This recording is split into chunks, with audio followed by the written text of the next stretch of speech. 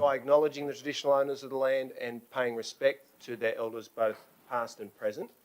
We don't have any apologies tonight, but we do have Councillor Atkins, who is seeking to participate remotely due to family illness, and I will move that we allow Councillor Atkins to participate in the meeting remotely. Is there a seconder for that? Seconded, Councillor Stevens.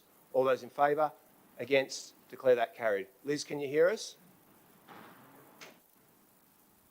I can. Thank you. Great, thank you. The notice of webcasting, for the benefit of the citizens in the gallery, we let you know at the beginning of the meeting that these proceedings are broadcast live onto YouTube and then recorded there for posterity. And we mentioned that at the start so that you're aware that there are legal ramifications to comments that you make in the public domain. Disclosures of interest. Councillor Howard. Thank you. I declare a non-significant, non-pecuniary interest in item 6. As I work in the office of the State Member for Summer Hill, who has a representative on the Local Traffic Committee, I will remain and participate in the meeting for discussion and voting as the vote of the State Member is exercised through a representative. Thank you for that. Councillor Scott. Thank you. I have a significant non-pecuniary interest in item 5, the annual grants round. I am on the board of Metro Assist, which is one of the recommended grant recipients listed in the report. I will exit the chamber for the discussion and voting. Thanks for that. Any further declarations? If not, Yes. Councillor D'Arienzo will move the acceptance of those. Oh, sorry, Liz. Sorry. Sorry, Liz. Sorry, Councillor. Sorry, thank you. I'd like to declare a non-significant, non-pecuniary interest in item 5. I am a member of the Petersham Bowling Club, but I am not particularly active and I don't hold any office, so I will remain in the room. Okay, thank you for that. So that's 3 declarations. There aren't any others. They're being moved for acceptance by Councillor D'Arienzo, seconded by Councillor Stevens. All those in favour? Against? Declare that carried unanimously. Can I ask everyone to please join me for a moment of quiet contemplation?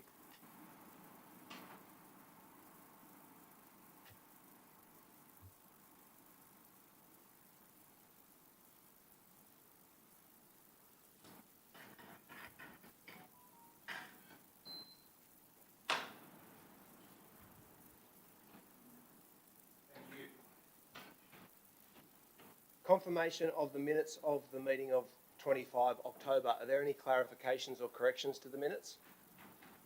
Will someone move their adoption? Moved by Councillor Scott, seconded by Councillor Sardulius. All those in favour? Against? Declare that carried unanimously. We'll move on to the public forum. We have a number of citizens who've registered to speak tonight. I'm going to read out the list of items for which there are registered speakers. If you believe you've registered and your item's not read out now, then you need to come and let us know because something's gone wrong with your registration. First item is item 1, tree management DCP. Then item 4, Inner West Verge gardening policy. Item 15, notice of motion disability pride flag raising. And item 31, mayoral minute Snails Bay. Good. The first speaker for item 1 is Robert Mayer of Stanmore. Now, Mr Mayor, I'll just let you and everybody else know, under the Code of Meeting Practice, you're entitled to speak for 3 minutes. We're not in the practice of extending time for the good reason that if you're the first person who speaks tonight, you may be tempted to go over time, but if you're the last person to leave, you wish that the meeting had been run a bit more efficiently. Thank you very much. Thank you, Mr Chairperson. I'll be quick. To the Chairperson, councillors, ladies and gentlemen, my name is Robert Mayer. My wife Monica and I enjoyed living in Stanmore for over 25 years. A few months ago, a neighbour made us aware of the consultation process regarding a new draft tree management DCP, and we provided council with our concerns. As per the engagement outcomes report, council received 200 responses, dramatically less than the 942 submissions received in 2019 consultation. In 2019, every household received a flyer promoting the project. This is 2019. This time around, we received no written communication from council, no email, no flyer. Not every age group uses social media. We don't. Clearly, there has been a failure to properly engage with every property owner. The proposed DCP aims to simplify the process while significantly tightening the rules. This draft imposes additional red tape and creates potential legal minefields for Inner West Council ratepayers. There is no definition in the draft as to what is major or minor pruning, when this has a significant impact for heritage homes and heritage conservation areas. SEP 2022 requires development consent on the clearance of vegetation and not on any other type of tree works, whereas this draft DCP only allows minor pruning without a permit. This would burden owners of heritage items and who live in a heritage conservation area with additional costs and create additional workload for council. The draft DCP requires the neighbours consent before undertaking any work on their tree. This is understandable for any work on the neighbour's property, but not when the tree works will be carried out on one's own property. What if the neighbour does not provide that consent? With council not mediating, there is little recourse than litigation. This is totally unfair and should not be included in any tree DCP. We request that any new DCP require neighbours to obtain their adjoining property owners' consent when they plant trees that might ultimately grow a canopy over or extend roots under the neighbour's property. This would help eliminate many of the dramas Inner West residents experience with neighbourly trees. Why the tightening of rules in this draft DCP? Why reduce the list of exempt species? Why exclude outbuildings like garages, which can also be seriously affected by trees? Why reduce distance from building foundations? Why reduce tree heights, if not to make it harder for property owners to deal with tree issues? We realize Council's difficulties in checking compliance with replanting conditions, but the recommendations of new compliance certificate system from private market would impose additional costs on ratepayers. The certified arborist required by Council to do replacement planting could be the one providing compliance report to Council. Last sentence. These are the main reasons we do not support the draft tree DCP. We request Council reconsider, perhaps relaunching this review process. Thank you for the opportunity of addressing Council. Thanks very much, Mr Mayor. Cheers. Next speaker is David Baxter of Leichhardt.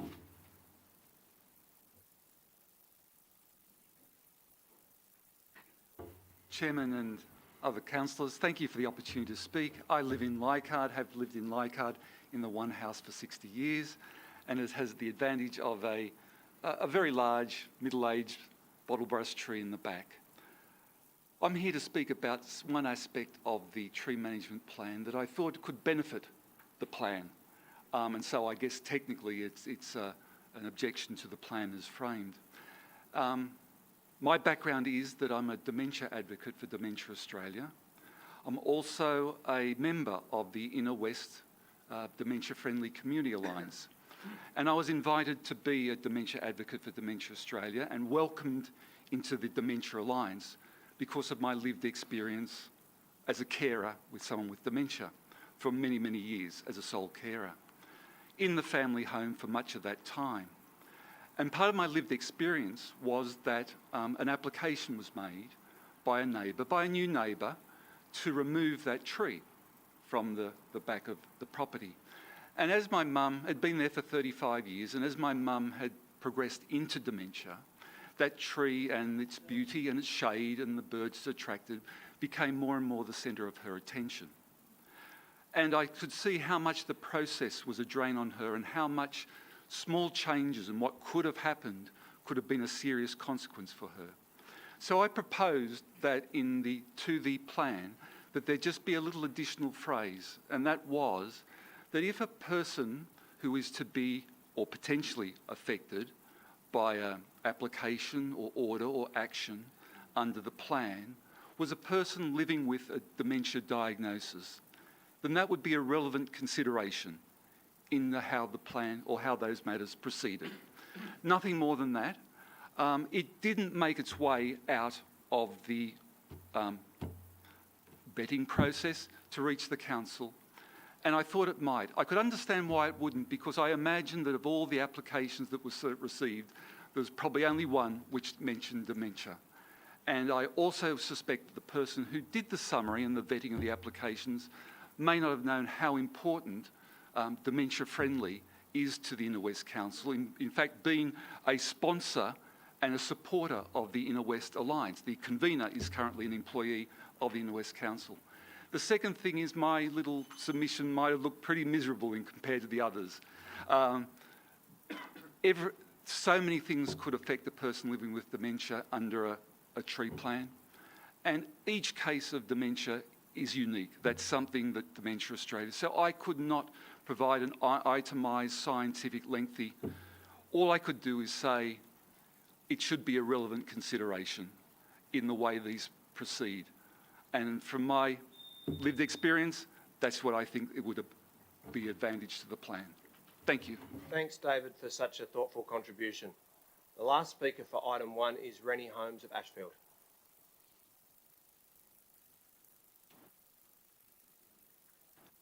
Hi, good evening.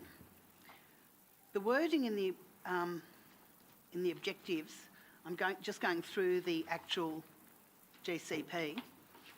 The wording in the objectives has been changed from ensure to consider safety. Shouldn't we be ensuring safety, not just considering safety? In the objections, the cost burden paragraph has been taken out. There's a paragraph in there that talks, in the previous GCP, talks about if there's a cost to the ratepayer or the owner of the property, that should be looked at as well. Then they've changed the word from encouraged to plant new trees to ensure they plant new trees. Some properties, the reason they want a tree removed is it's causing damage and there isn't a space for it. In C3 on page 4 of the new DCP, or the draft DCP, the height of the trees will be considered, and it's down from 6 metres in the old DCP down to 4 metres in height. 2 metres does make a difference. The distance a tree from a dwelling has been reduced from 2 metres down to 1 metre. In the application assessment criteria, distance, danger, property damage, condition of the tree, termites, potential future damage, and extenuating services have all been removed from the draft DCP. Why? Those things need to be in there. Heritage and conservation. Trees in these areas will still damage property and hurt people, just as they do in non-heritage and non-conservation areas. Aren't we wanting to protect heritage and conservation properties? So if you've got a heritage property, which 25% of the state's heritage is in Ashfield, the old Ashfield Council area, why aren't we wanting to protect them from trees that are likely to do damage or to hurt people? Why do they need... why do heritage properties and conservation area, why do they need special treatment and additional costs to remove a dangerous or damaging tree? A DA should not be part of the approval process. The normal processes that other properties have to fulfil should be the same for every property in the LGA, whether they're heritage, conservation, or just Joe Bloggs' normal house. And congratulations. Council has removed all the highlighted ones, has removed 25 trees that were previously on the exempt tree list. Ms Holmes, I'll ask you to conclude your time. I'm just finishing. No worries. 25 trees have been removed from the exempt tree list. Why? Have these trees graduated and not become a problem anymore? Are they causing and not Holmes, causing I'll any ask you to problems? conclude. This is last word. Okay.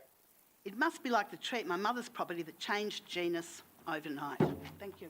Thank you very much.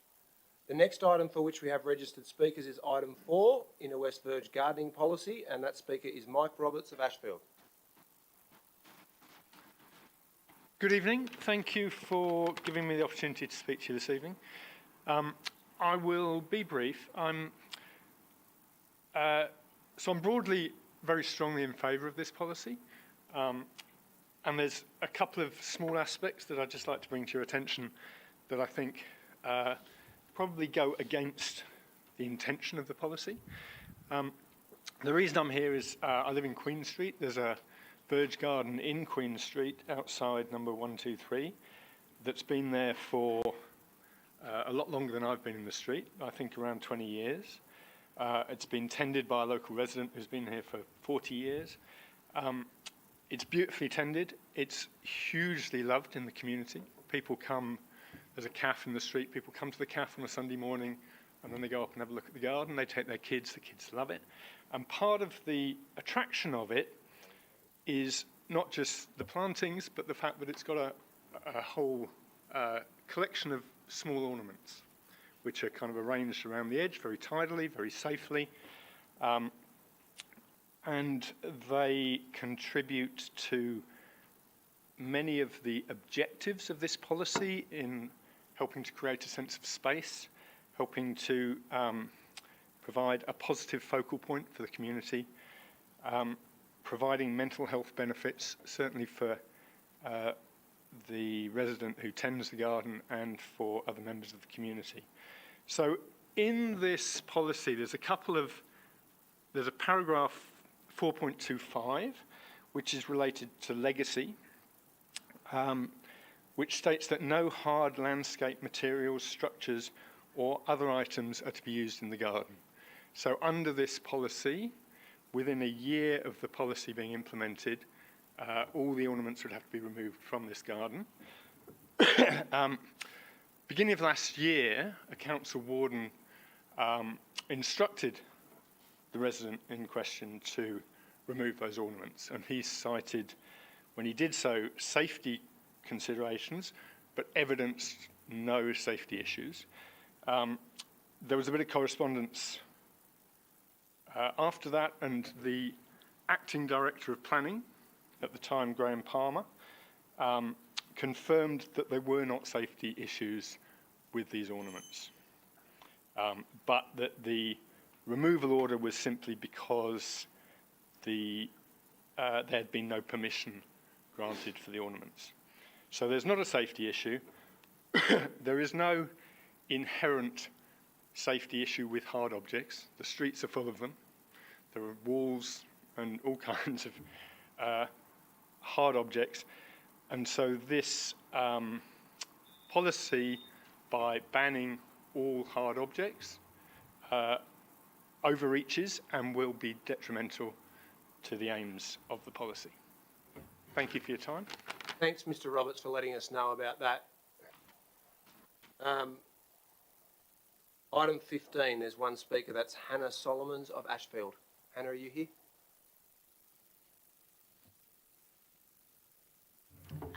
Hi, I'm Hannah. I live around the corner in Ashfield. I'd just like to acknowledge that I'm on the traditional lands of the Gadigal people of the Eora Nation. Pay my respects to their elders past and present, always was, always will be Aboriginal land. So I'm wearing on my shirt the flag that we're asking Council to raise in Notice of Motion 15. This is actually internationally acknowledged as the Disability Pride flag. And Disability Pride in the West has actually been supported by council, and we've been running it as volunteers with people with disabilities in the local area for 2 years. It's Australia's only regular Disability Pride event. And council talks a lot about wanting to be diverse and progressive, and tomorrow the Disability Pride people are being interviewed for ABC News, and we're probably going to be featured on International Day of People with Disabilities. And the ABC wants to also show footage of the council raising the flag. So we're really keen to have that happen, be the first government body in Australia to raise Disability Pride flag. So we'd really be at the forefront of a major civil rights movement in Australia. We want to maintain some disabled volunteer control over that because nothing about us without us is a particularly important slogan in the disability rights movement because of the history and heritage of the charity model and the medical model, which focus on doing things for us rather than with us. And the other part of the motion is just for council to receive information about how you support us. And I'd really encourage everyone on council to have a look at what we do, check out our website, because we're actually like a huge value add to council, I think. I'm a little bit biased, but, oh, thank you. So, yeah, we've organised these 2 festivals for free, 2 years running, and we're currently putting this council on the map. And disability rights actually affects 20% of the Australian population. There's no reason to think that that's probably greater in the inner west, to be perfectly honest. So this is a really important way for council to show that 20% of its citizens are noticed. And I have some educational material on our website about the flag, but very briefly, it was designed by a woman with cerebral palsy in response to the Sekigahara massacre of people with disabilities, which was carried out by a eugenicist fanatic. The black represents mourning and resistance to violence. The parallel lines close together represent solidarity between different disabilities. And you've got red for physical, yellow for neurology, white for invisible, blue for mental illness, and green for sensory. So thanks for listening. Thanks very much, Hannah. That was really well spoken, and thanks for all the work that you've been doing in the community. The last item for which we have a registered speaker tonight, sorry, I might just add, if I told you how many flags we were the first government in Australia to have flown, you'd be surprised at how big the number is. We have a bit of a tradition of that. Lindsay Anderson is speaking to item 31, Mayoral Minutes, Snails Bay. Lindsay? Thanks. Thanks, Darcy. Now, the purpose of my speaking tonight is to urge the Council to adopt a position for the removal of the marine junk and dolphins in Snails Bay, Birchgrove. And I want to thank Darcy for taking this issue on board and bringing it forth today as a mayoral minute. Now, as you know, Snails Bay in Birchgrove has a rich history of industry and residential use. Over the years, the uses have changed. All the big industries have gone and have been replaced by beautiful parks, Uralbin Park, Ballast Point Park, a few pocket parks, and a lot of residences. What is left are the dolphins in Snails Bay, which no longer are used for their original purpose, which was offloading cargo for use in the industries around Sydney Harbour. They are now just used for long-term storage of disused, unemployable, stranded old marine assets, kind of like most of them are what you'd call zombie vessels, the floating dead. Maritime seems to want to keep them because it's probably part of somebody's fiefdom. But really, there's no need for them anymore, and in fact, they are losing money. It's costing the taxpayers money. I have estimated that their gross income before any expenses would be much less than $500,000. A small coffee shop can't survive on that kind of turnover. So why are the dolphins there? Nobody needs them. They are just a blight on the environment of the bay. They're fouling the amenity of the bay for all the people in Balmain and the inner west. They obscure the visions of the fireworks. They disrupt the use of the bay for yachting and kayaking and paddleboarding and the like. They're no longer needed. They're only half occupied at the moment. And half of those occupying it belong to one company that's based in Port Macquarie that has facilities to store their junk up there. None of the junk needs to stay there. It all should be gone. And I would just like the council to take a strong position on this and make its position clear so that it will help the Minister in charge of Maritime to support the Minister to eventually get rid of all this obstruction in the bay. Thank you. Thanks very much, Mr. Anderson. That concludes the public forum. We'll move on to the condolence motion that has been tabled by myself.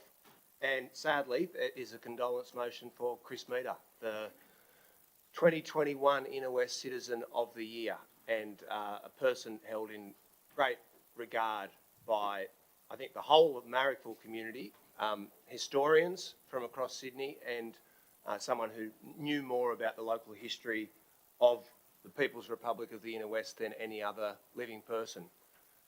Chris was an historian, a librarian, an archivist, a published author, an educator and a speaker. She authored histories of the Enmore Theatre, Henson Park and Vickers Woolen Mill. Her walking tours were famous, and there are tens of thousands of Inner West citizens who have participated in those. There was a lot of crime and blood in her descriptions, but was a pretty rough place back in those times. But those events, they were not just about transmitting local history, it was also about building a sense of community around our heritage and what a famous and interesting place the Inner West is. She was genuinely unrivalled and a passionate expert with encyclopedic knowledge of local history. Her lifelong commitment to keeping our local history alive was recognised through her selection in 2021 as the Citizen of the Year, which she didn't expect to happen and was surprised to discover, but Chris was not someone who was very focused on her own self-aggrandisement. She was passionate about things that she thought were important to everybody. She will really be very dearly missed, and on behalf of the council, I want to express our condolences to her family, her friends and her former colleagues and her friends throughout the whole Marrickville community. So I move that council record our sadness at the passing of Chris Meader and write to the Meader family offering our solidarity and gratitude for Chris's lifelong contribution to our community. And secondly, that we identify options for a facility, place or landmark that could be named in honour of Chris Meader. So I'll move that way. Would anyone like to speak to the motion? Councillor Langford. Thank you, Mayor. Yeah, I certainly had met Chris and really want to acknowledge her amazing contribution to our community. I know that she actually grew up in the street that I live in, and I had interviewed her about various aspects of the history around the Cooks River.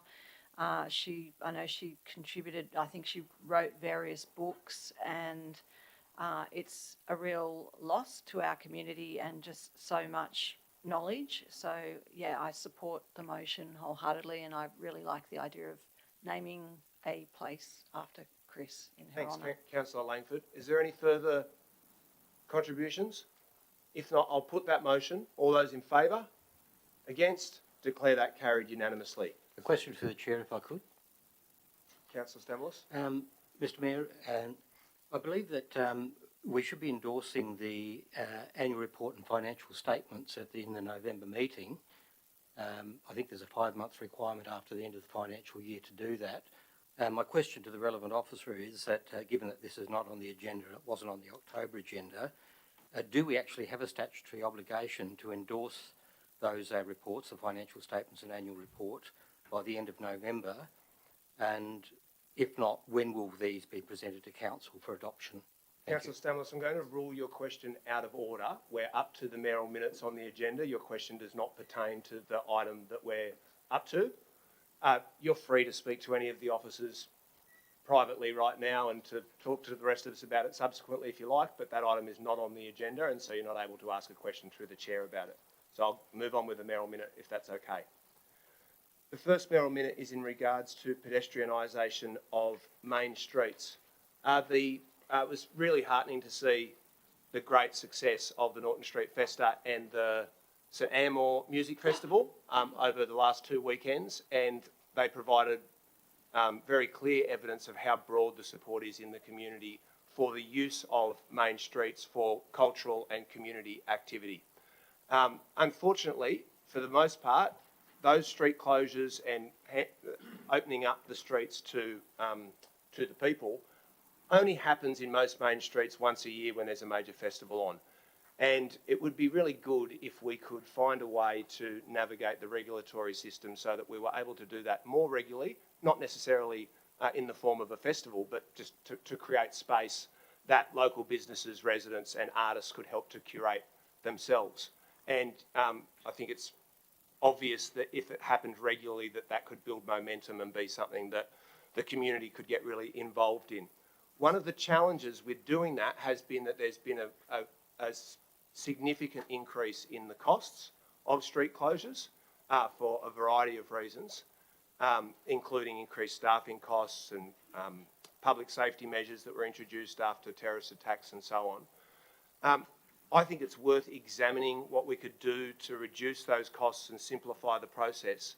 And I was really encouraged while at the Stanmore Music Festival on the weekend to see that street closure happened really just with a couple of barriers, like quite thin barriers. There was no problem with safety. People were very respectful of the setup. And there has to be a way for us to do that more often without having to break the bank. So I'm proposing, well, firstly, that we write to the organisers of those two festivals to thank them and congratulate them, that we thank the council officers for their outstanding work. Michael Daly, thank you for the great job that you're doing in curating events and working in partnership with the community to make those things happen. And also that we propose to the New South Wales Government a pilot Main Street pedestrianisation program in the Inner West. We should get some external advice about what we can do with the regulations and with the legislation to make it cheaper and easier to have street closures. And it may be that there's some planner who has particular expertise in that. I'm sure there is, in fact. And we can also begin to now consult with the Chambers of Commerce, Main Street businesses and residents about whether there are Main Street locations that they would like to propose for more regular pedestrianisation. And it will be easier to advocate for the implementation of this if we can demonstrate that there are people from the community who are asking for it. I think we all know instinctively that it will be something that there'll be lots of people interested in, and that hopefully we can progress. So, and just lastly, proposing that we write to both the Minister for Transport and the Shadow Minister for Transport asking for their assistance, and that we receive a report to the February 23 Ordinary Council meeting about the overall policy. So I'll move that way. Councillor Lockie, then Councillor Smith, then Councillor Lockie. Thank you, Chair. I want to speak firmly in support of this motion. I want to begin by thanking the St Anne-More Organising Committee, in particular Simon Chapman and Tony Egan, who led that committee, and their incredible team of festival volunteers who did an amazing job and I know put a lot of hard work and blood, sweat and tears over the last 10 months into pulling this festival together.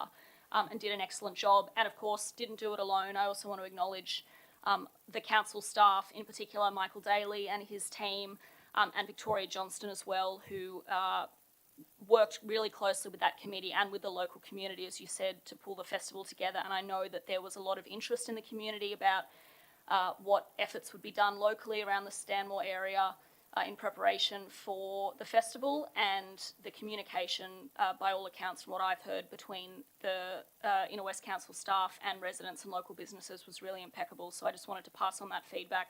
And I also wanted to record my thanks for the local businesses for their support, in particular the Salisbury Hotel, who I know made a significant financial donation to the festival, as well as hosting an event, which was fantastic. I'm really proud that this was one of the first motions that I brought to council back in February, was to revive the St Anne-More Festival after 2 years of COVID cancellations. We'd only ever held it once before. By all accounts, that was a raging success, but after 2 years, there's a lot of local knowledge and institutional knowledge that gets lost.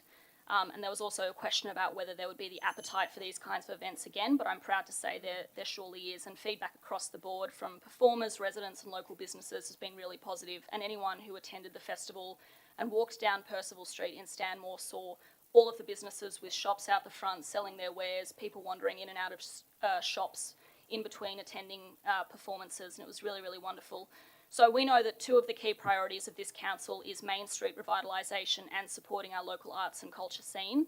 And this motion, I think, seeks to achieve both of those at the same time. So events like St Anne-More, Norton Street, the coming Marrickville Music Festival, these are all events that we should support through greater pedestrianisation. So I fully support this. Thanks, Councillor Smith, and I might add thank you for taking the initiative to reinvigorate the Stanmore Music Festival at your first meeting after being elected, and that, I think the result on the weekend shows what a dividend that has paid. So thank you for taking that initiative. And I'd like to invite you to second the motion as the person who developed the policy in the first place. Councillor Lockie? Yes, I'd like to echo those thanks to the organisers of both the festivals and all the volunteers who helped make it happen, along with our staff. My only comment on this, I'm fully in support of this motion, obviously. My only comment is really a question to you, Mayor, as the mover of the minute.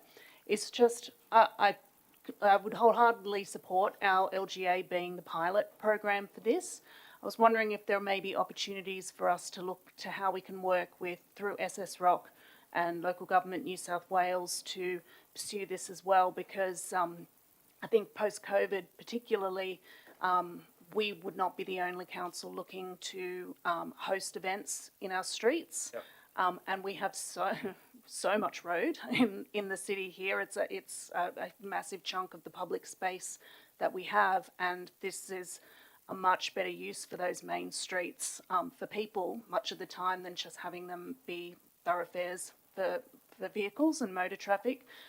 So I don't necessarily need to move an amendment for the motion, but as a part of that report that's coming back in February 2023 and the advice we seek, if we could look to how we can work with our neighbouring councils and the New South Wales body, that'd be great.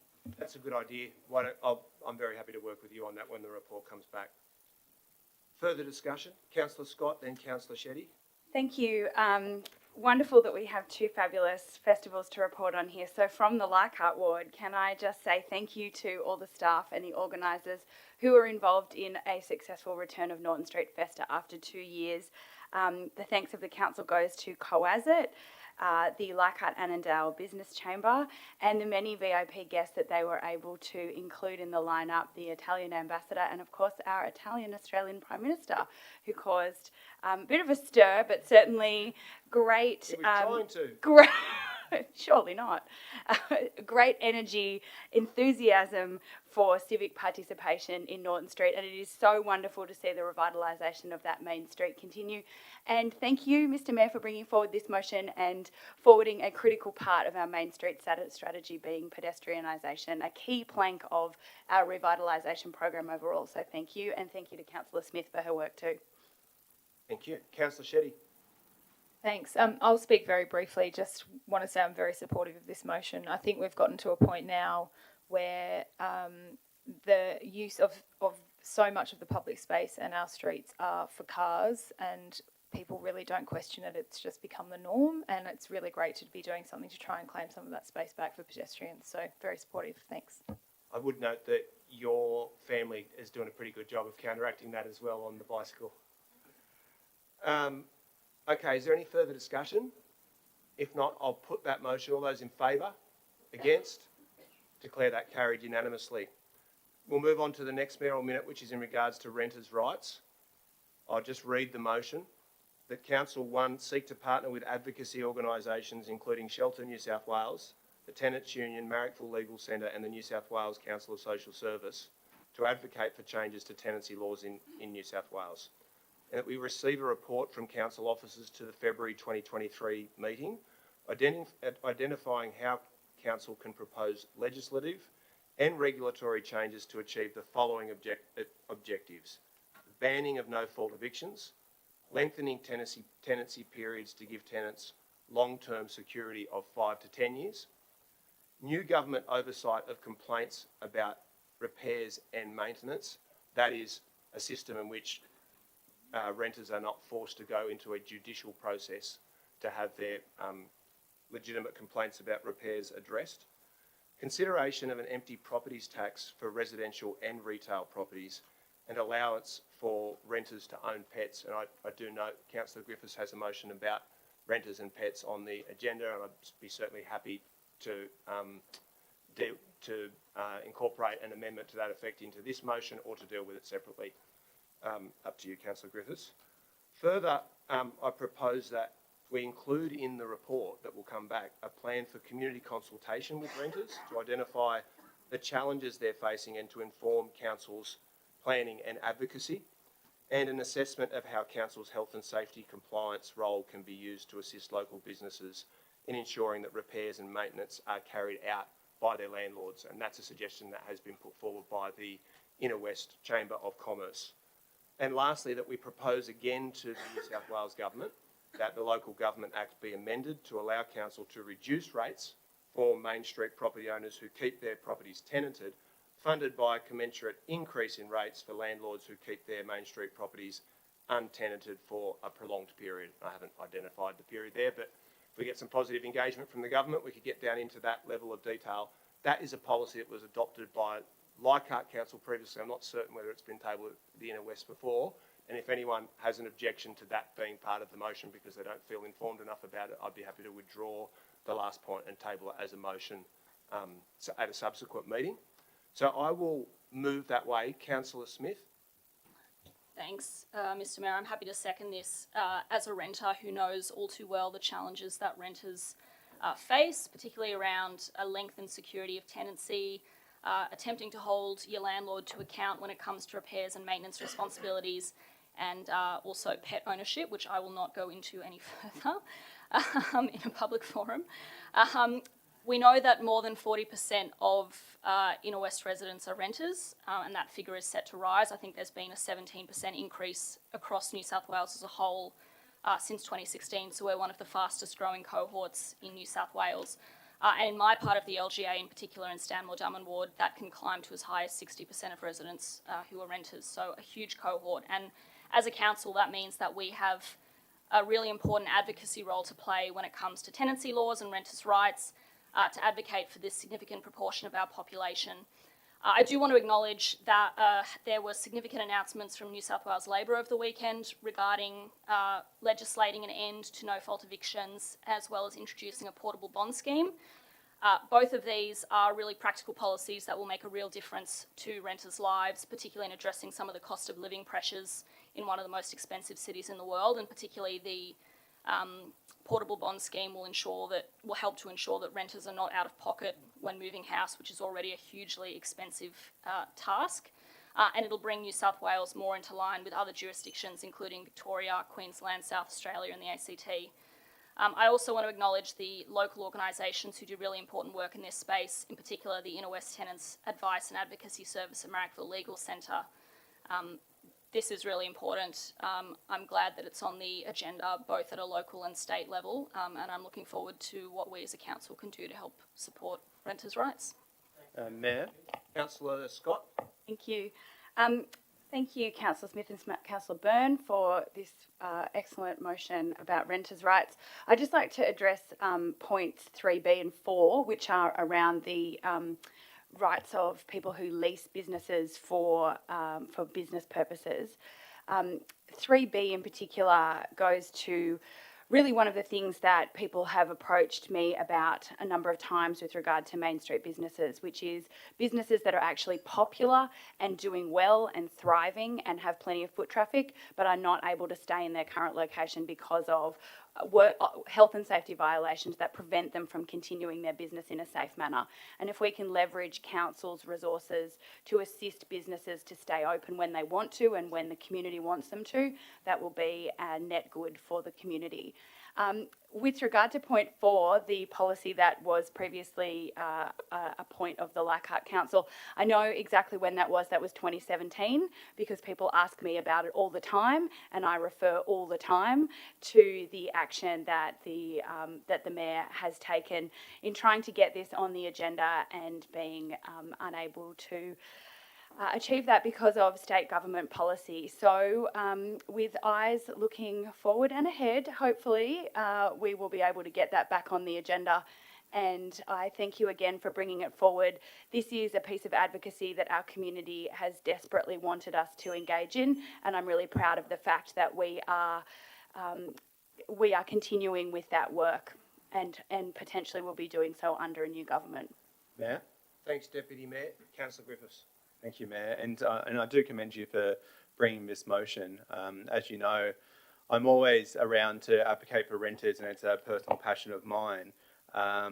what isn't a passion of mine is moving 3 times this year and around 25 times in my life. So I do think about this issue and the power of tenants quite a bit. And I think the no-fault eviction is really where this is at, because renters as a class of people need bargaining power. And when that law is in place, you can't have any power over the landlord. But when it comes to sticking it to greedy landlords and to bad landlords, I don't think we need to wait until a March 2023 election and a potential New South Wales Labor government. Right now, there's a bill to end no grounds eviction and give renters the desperately needed security by Christmas. With just 2 weeks of Parliament left this year, I think we have a chance to unite around this bill and have the numbers to end no ground eviction. So I have produced an amendment which hopefully we can get up on the screen as an additional point that we urgently write to the New South Wales Members of Parliament and ask them to back the Residential Tenancies Amendment prohibiting no grounds eviction bill 2022. I hope to have your support on that and to make sure that we remove no grounds evictions by Christmas. Thanks very much for that, Councillor Griffiths. So we'll need to deal with the Griffiths amendment. I won't incorporate that into the primary motion. I'm not familiar, I don't spend any time in Macquarie Street, so I'm not familiar with what shenanigans or intra-party disputes are going on about the order of proceedings in the Parliament. I understand that the Greens support banning no-fault evictions. New South Wales Labor has committed to that as well. So if we change the government, then we'll be able to do it and make it permanent. So I think that's the aim. So I won't incorporate that. I'll ask if there's a seconder for the amendment. Seconded by Councillor De Cruz. Do you wish to speak to it? Okay. If there's no further discussion, I'll put the Griffiths De Cruz amendment. All those in favour? That is 7 in favour. All those against? 8 against. That has been defeated. We'll return to discussion of the primary motion. Are there any further amendments or anyone who wishes to speak against the motion? If not, I'll waive my right of reply and put it. All those in favour? Against? Declare that carried unanimously. Just one last mayoral minute. Thanks very much for your patience, which is in regards to Snails Bay. Lindsay's already spoken very eloquently about the problem, and I thank him for his advocacy. And I do wish, now being fully informed about how prolonged this has been, wish that I'd been more aware of it previously so that we could have started advocating sooner. For those, I know that not everyone here visits Birchgrove or Balmain very often, but Snails Bay is one of the most serene locations in Australia. It's just beautiful. And it's a location that thousands of people flock to on New Year's Eve. It's a very highly used public park, Birchgrove Oval. And there's all of these moorings right in the middle of Snails Bay that essentially prevent it being used for recreation and that interfere with the view lines as well through to the harbour and the bridge. It seems as though the only reason that the government has left them there is because they're getting some kind of lease return from one particular business, and there's essentially decrepit boats being left sitting on some of the world's best harbourside land. So I thank Lindsay for his advocacy, and I think it's obvious that he's right, that we should be pushing and taking a strong position for the removal of this outdated infrastructure, if we could put it that way. So I'll move that council oppose the ongoing location of the dolphin moorings. Now, for anyone who's confused, they're not dolphins. Not saying I got confused, but I've clarified that. That we write to the Minister for Transport, the member for Balmain, and the executive officers of the Maritime Agency, which is no longer Maritime New South Wales, proposing the removal of those structures, but also outlining what good public uses could be taken up if they were to do that. So I will move that way. Councillor Stevens. I'll second the motion. Happy to speak in favour of it as well, Mr Mayor. During the lockdown last year, I took up kayaking briefly and stayed within the prescribed distance. I, checked the legislation and public order to make sure that was okay, which extended to being able to kayak through Stales Bay. And it's a danger. I mean, the reality is it's not just awful to look at, but some of these structures, which include decaying stages that are used for putting on, theatre or whatever, shows, it's a mess. So, it needs cleaning up. Thank you very much, Councillor Stevens. Councillor Drury. Mayor, can I also... You can't resist a bit of harbour talk, can you? Yeah, love a good harbour. Can I just observe that the Maritime is pretty quick to get stuck into boat owners who they believe their boats are decrepit on the harbour. I find it interesting that the Maritime is not as quick to get stuck into whoever is renting these and putting vessels on them. And the vessels that are on them are far more decrepit than other vessels in the harbour that get notices for removal. So I just think fully support this, and I'll be interested to see the outcome. Thanks very much, Councillor Drury. I dare say there aren't many people who know very much more than you do about maritime regulation in that part of the world. Councillor Shetty. Yeah, I'd just like to speak briefly in support and thank Lindsay Anderson for his advocacy on this issue. I too have spoken to Lindsay several times about the problems, and thank you for continuing to be dogged in your pursuit of trying to get this rectified. I'm very appreciative, and it is a very significant problem. So thanks for coming in and speaking to us tonight.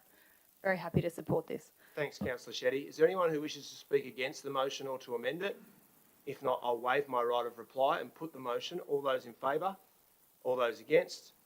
Declare that carried unanimously. That brings us to the end of the mayoral minutes and to the start of the reports for council decision. Mr Mayor? Yes, I Councillor would like Scott. to move a procedural motion that we consider a number of items in globo. Yes, do you They've want to been speak provided to to the the Deputy minute taker. The items are there. Last time you went through them, and that was a useful way to deal with them. So perhaps we could do that again. Mayor? Okay, cool. Everyone happy with that? Mayor, Yes. we would like to discuss item 17. Yeah, but we're going to just run through them. Oh, cool. Okay, so I'll go through each item. Yell out if you don't want to vote for it. Vote on block for it. You want to take it out. Item 7, Chester Street. Item 8, organisational structure. That's out. Councillor De Cruz. Item 12. Could we clarify? Did you would like to speak to item 7 or? Sorry, Councillor. Sorry, I'll call the meeting to order. Can I just clarify? Are you asking to speak to item 7 or item 8? Item 8, it's already been taken out. The organisational structure. Item 15, notice of motion, disability pride flag. No. Item 16, local environment plan. Item Hello, Mayor. I'd like to speak to item 16. Thanks. Okay, 16's out. Item 17, you've already said you want to bring that out. So we're left with the on-block motions being 7, 12 and 15, moved by Councillor Scott, seconded by Councillor Smith. All those in favour? Against? Declare that carried unanimously. That brings us to item 1, Tree Management DCP 2022. Mr Mayor, Councillor Smith? I'd like to move an amendment which has been provided to the minute taker on this, which is on the screen now, which seeks to defer this report to the December meeting to receive a summary table of the criteria for applications in the draft DCP in comparison to the existing DCP. I firstly just want to thank the residents who spoke at tonight's public forum on this matter. It's obviously incredibly important to our community, and I don't make the decision to call for a deferral lightly, but do so in recognition of the complexities of this issue, particularly when it comes to striking the appropriate balance between protection of trees, but also the safety and protection of residents and properties who may be impacted by them. The summary report acknowledges the complexity around categories for application types in particular, and the need to simplify that process for users, including the criteria. And I think it's really important that we have time and capacity to consult on what these changes are between the current DCP and the new draft DCP and what the impact will be on residents So I've moved to defer and to come back to it at the next meeting in December to ensure that it can hopefully still proceed next year. So, Councillor Smith is moving forward deferral. So can I just suggest, does anyone disagree with that? Because if we're all agreed on deferral, we don't need to debate it. All good? Seconded by Councillor Stevens. All those in favour, against, declare that carried unanimously. Next item, item 2, September quarterly budget reporting. Councillor Drury. Mayor, may I move this and thank the staff for its preparation. I think what is being shown here is that we continue to operate in a fiscally responsible fashion.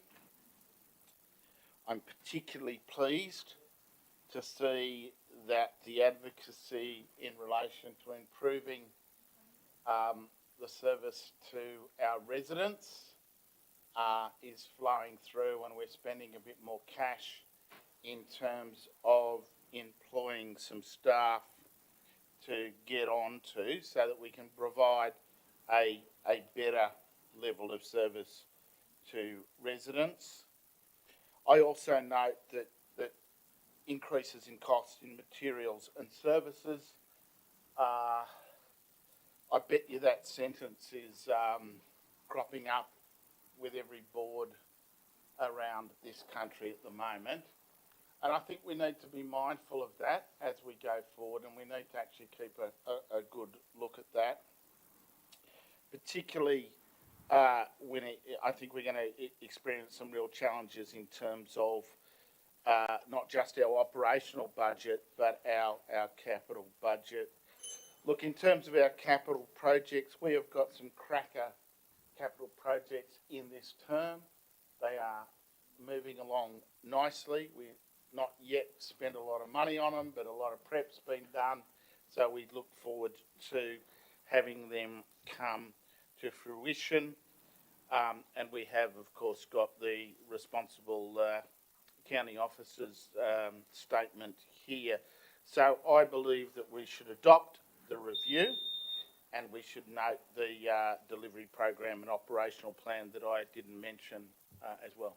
Thanks, Councillor Drury. Is there a seconder for that motion? Seconded by Councillor Griffiths. Do you wish to speak to it? No further discussion. Councillor Stamoulis. In the first graph, figure 1, I've noticed there's been some movements there that a little bit odd. One is the movement there of other income of 696,000. I'm wondering whether we can just elaborate more on that, if the relevant officer can. The 566,000 for employee costs, and the very large fall there in materials and services. So what's driving those three movements? Other income. So we've got other income, employee costs, and materials and services. Thank you. Is that a question through the chair? Yeah, thank you. I'll put that question to the relevant officer.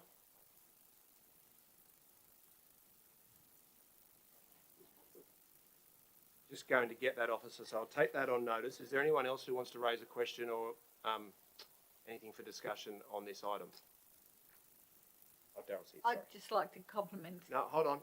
We've got the officer here now. So, Councillor Stamoulis, I might get you to ask your question again if that's all right. Sure. There's three particular movements that I'm interested in. I did read through the report, but I wonder if there's any further detail on the movements, the increase of 696,000 in other income. What was the driver of that? The other is employee costs of 566,000. And again, that large fall in materials and services, 1.7 million. What were the key drivers of those? Thank you. Put that question to Daryl. Through the chair. The other income is made up of our corporate support services, and I'm assuming the report's been read. Sorry, I can't hear, Mr. Mayor. Is that better? Yep. Other income is corporate services, $400,000. It reflects our year-to-date result for the first quarter and extrapolating that out for the rest of the financial year. Included in there is investment property, $200,000 of leases that were going to be included which have been included in the budget, have not been recognised, so we haven't bought any investment property. So that's 200 of the 696. Then we've got environment, health and building regulations. There's $100,000 to reflect year-to-date results for the certification of outstanding notices. So that is all to do with how we're tracking at the moment on a year-to-date basis, year-to-date September. So effectively aligning to for current performance, actual performance. On the employment cost, net increase in preliminary results of additional FTEs to improve customer service and responsiveness of the organisation. So that is the employee cost. So that's an extra $566,000 added to the budget to do that. Sorry, your last question was? And the other was Materials and services. That's an increase of 1.7 mil, and that is rollover of programs, ICT operational projects, grant-funded projects from 21-22 now into 22-23 financial year. An increased cleaning budget for Fanny Jurac, Aquatic Centre, and Annette Kellerman. So it's rolling in those projects from last year. Yep. Thank you. Thanks very much to the Chief Financial Officer. There's no further discussion. I'll put the motion. All those, now did I get a seconder? Yeah, Councillor Griffiths. Moved Drury, seconded Griffiths. All those in favour? Against? Declare that carried unanimously. That brings us to item 3, Aquatic Centre Open Days. Councillor D'Arienzo. Thank you. I have a minor amendment to propose as being provided to the head of the meeting. Self-explanatory, just to say that I wanted to strengthen the proposition for number 4, that we will work to deliver the refugee swimming program to revitalise that. That's it. Thank you. I just wanted to speak briefly to thank Councillor D'Arienzo and Councillor Atkins for their excellent work in progressing what is the title of the event? And gender diverse swim events. That's right. Which have been such outstanding successes and have really helped to send a very welcoming message to lots of people in the community. And I was proud to see the advocacy that you did together on that. It's a really good thing that you've done for the community. Thank you to the officers for expanding the concept to include people with a disability and people from refugee backgrounds as well. We've got these magnificent pools. Let's use them as much as we can for a social justice purpose. And I'm quite certain that the other events that we're now committing to will also be very successful and will help to build the connection between the council and vulnerable people in our community. Councillor De Cruz. I would like to suggest that could we add the Asylum Seeker Centre alongside of the Community Refugee Welcome The Centre? issue is that the Refugee Welcome Centre are the organisation that we had the partnership with for that program. Sorry. So you don't want to talk to the Asylum Seeker Centre? Or have you spoken to them? You're not involved in the program. I think you're approaching people who deal with refugees. Why not approach the Asylum Councillor De Seeker Cruz Centre is to help? moving an amendment to to also add, consult with yeah. the Asylum Seeker Centre, which certainly seems harmless. Would you like to incorporate that, Councillor D'Arienzo? No. Okay, is there a seconder for Councillor De Cruz's amendment? If not, that will lapse. Is there any further amendment to the motion or anyone who wants to speak against it? So, Mayor, I just have a question around, well, first, actually, I'm going to make a substantive point around point 5, where we previously tasked Council to discuss with Sydney LHD around the gym and swim program, which they used to run at the Belgravia pools, which was an opportunity for hundreds of people who have mental health conditions to, I guess, get in a free gym and swim session. I am just a little bit, I'm concerned about the wording that's on the screen, and that it might just be, like, especially terms like business as usual, referencing fees and charges. So my question first to the officer is, are the fees and charges that we would be referencing, are they the standard fees and charges that we would give to the public, or are they a separate set? Put that question to the officers. Could I just clarify, through you, thank you, Chair. Yep. Could I just clarify with you, Councillor, that you're referring to the gym and swim specifically? Because what what we are considering based on the draft resolution, a recommendation that you put, is that we would amend the fees and charges to accommodate that. But in the meantime, we could accommodate a reduced fee under the promotional category, which already sits within the fees and charges. Does that address your question? Yeah, is there any idea of what the promotional category would be? The council officer. I'll put that question to the officer. I beg your Within your rights to pardon. take that on notice, I reckon. We have actually already consulted on that through you, if I may, Chair.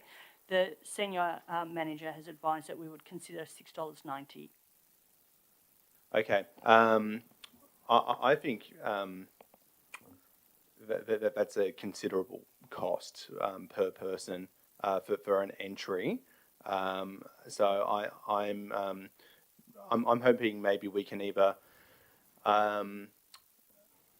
Okay, I would like to put my amendment, my alternative 0.5 on the screen, which is a bit more vague, and the purpose of this is to keep the discussion going. Sorry, alternative 0.5. Can I ask what the substantive difference is between that and the point it's replacing? Yeah, it's the tail end, and it's removing business as usual, subject to referencing fees and charges, and changing it to discounted rate. Not sure that I see a very substantive difference, but okay. Alternatively, I'm happy to maybe just remove the point so we can keep the discussion going. But I'm just. So could we just? I'll just ask the minute takers to display the primary 0.5 of the primary motion, which reads: Council officers engage in further discussions with Sydney local area health and/or other program providers, etc. So that specifically says that we would continue the discussion. So I'm just missing what you're getting at. Yep, it's all the way. Oh, sorry, but it's from. It's basically the tail end of the current wording, which says business as usual, provide access based on availability and referencing fees and charges. Okay. I understand there's difference in wording. I'll accept the amendment, although I just note that generally you do have to demonstrate that an amendment is not substantively the same as the thing that it's seeking to amend. So is there a seconder for the Griffiths amendment? Seconded by Councillor Shetty. What's that? Can you accept it? I'm not the mover. Seconded by Councillor Shetty. I'll just go to Councillor D'Arienzo to see whether you wish to incorporate the amendment. Mr Mayor, with your indulgence, I'm also struggling to understand the substantive difference between the proposed amendment to what's on the screen. Okay. Is it possible, I apologise, Catherine, is it possible to kind of see it together to get an understanding of what's actually proposed? It's mainly that word discounted. Sorry to interject. No, that's okay. That's okay. Can we get it a bit bigger so that we can see? So we're seeking to amend it to council officers engage in further discussion with Sydney local health area and or other program providers doing business as usual and providing access to aquatic facilities based on availability and discounted fees and charges. Is that it? I'm going to rule that there is no substantive difference between the amendment that's been I moved thought so. and 0.5 of the primary motion, and therefore rule that it's out of order. I know there's no malice intended there, but I don't think there is a discernible difference between the two. So I'll rule that out of order. That is withdrawn. We'll go back to the primary motion. Is there anyone who wishes to amend it or to speak against it? If not, I'll go to Councillor D'Arienzo for a right of reply, which is waived. I'll now put the motion. All those in favour? Against? Declare that carried unanimously. That brings us to the verge gardening policy. Councillor Smith. Sorry, thank you. I'd just like to move a minor amendment to this item as well, which has been provided to the minute taker, which is now on the screen, which really just seeks to remove the requirement for strata permission in the form of a letter for apartment dwellers to participate in this scheme. I think this is a really wonderful policy, and I commend the council officers who've obviously put a lot of work into this to be prepared for public exhibition. This should hopefully see not only benefits to our biodiversity and our local wildlife habitation and corridors across the LGA, but will also hopefully help reduce council's maintenance costs for verges, which we know can be significant and can be significant sources of frustration for the community, particularly during periods like last summer. But I see this requirement really as just an additional layer of bureaucracy, which I worry would hamper residents' abilities to participate in the verge gardening program, particularly considering the not insignificant proportion of Inner West residents who live in apartments. So I know the original draft excluded apartment dwellers altogether, so we've already seen an improvement, but I just would like to amend this before it goes out, if I could. Madam Deputy Thank Mayor. you. Hold on. Thank you, Councillor Smith. Is there a seconder for Councillor Smith's motion? That's right. Thank you, Madam Deputy Mayor. If I can second that, that would be excellent. Councillor Griffiths, would you like to speak to the motion? Sure will. Well, I do also would like to thank the officers for all the work that's been done on the motion, especially the progress on some of those issues previously raised by the Environment Local Democracy Group, and also feedback. For instance, what Councillor Smith mentioned about renters just before. I think the one stage which is really outstanding for me, which is I think has huge creative potential for NOS to guard on the verge, is the inclusion of hard landscaping and objects on the verge. Earlier tonight we heard from one of the neighbours of one of the best verges in the Inner West on Queen Street in Ashfield, which has hard objects built into it. And I think it would be a real tragedy to see some of these go and to really hamper future verges like that from appearing in the future. So I would like to put my amendment on the screen, and it's to consult the community specifically around hard landscaping and objects in the verge during the exhibition process. I commend that amendment to you. And what I would mention is that if you go over to Waverley and you go over to City of Sydney, you can really see where planter boxes and some really creative landscaping can make the city super cool. And we all know that we're the coolest council in Sydney and New South Wales, so let's make sure that we have the coolest verges, and I'm excited for the competition, the Verge Garden competition. Thank you. Thank you. I commend your enthusiasm and passion for hard objects.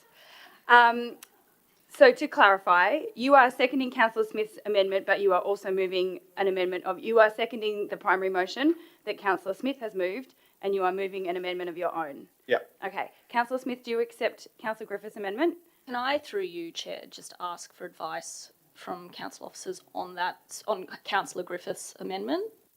Thank you. I'll put that to the relevant officer for advice on whether we are capable of consulting on hard objects. Through you, if I may, Chair, it's certainly a matter that we are able to consult on. However, we have already taken advice on this issue from Council's internal insurers and also Council's insurers with respect to public liability. And the advice that we received was that that due to the concern around trip hazards and the liability that proposed, therefore those issues weren't included in the draft verge policy. Can I ask a further question through you, Mr. Chair? Yep. To the relevant officer, can council be provided with that advice so that we can review what advice we've been provided with regard to hard objects in the verge? I'll put that question to the director. I can certainly, through you, if I might, Mr. Chair, I can certainly take that on notice and provide it if that's able to be provided, or otherwise in confidential if not. Thanks for that. Excuse me, Mayor. Now, hold on. We're dealing with the Griffiths amendment and whether Councillor Smith wishes to incorporate it. Is that right? Councillor Smith? Pending the advice being provided, I'm happy to incorporate it given its consultation. Okay. So that's gone in. Sorry, I wasn't here when we were dealing with it. So that's the amendment that's on the screen. That's now incorporated. Was there a second amendment? No. Okay. Yes, Councillor Langford, sorry. having problems with this. I also had an amendment, but I'd also like to ask a question through you first, if I Yep. may, just in regard to the advice that will be circulated. Is it possible to also seek advice from those councils mentioned by Councillor Griffiths that actually do have solid objects in their verges, to consult with them about their approach to that? And could that be included in the advice? I'll put that question to the Director. Through you, if I may, Mr. Chair. We can certainly do that, provide it to you. We have actually followed up both of those councils. We haven't heard back from Waverley, so we will pursue that with more rigour. We have, however, heard back from the City of Sydney, and the advice that I have is that their verge gardening policy is in fact silent on this issue, and they're currently undertaking a review of their policy to strengthen the issues around excluding hard objects within the verge. Thank you.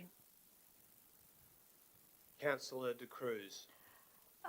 Just because today I attended. Councillor Langford, did you say you had an amendment? I do have an amendment, No, thanks, Mayor. move your amendment then. Thank you. Yeah, my amendment has been provided earlier, and it's on screen now. So I noticed during the briefing on Verge Gardens that was held for councillors, there was a requirement that residents pay for any concrete that would be cut out when a verge garden has been requested in an area where there's currently hard surface.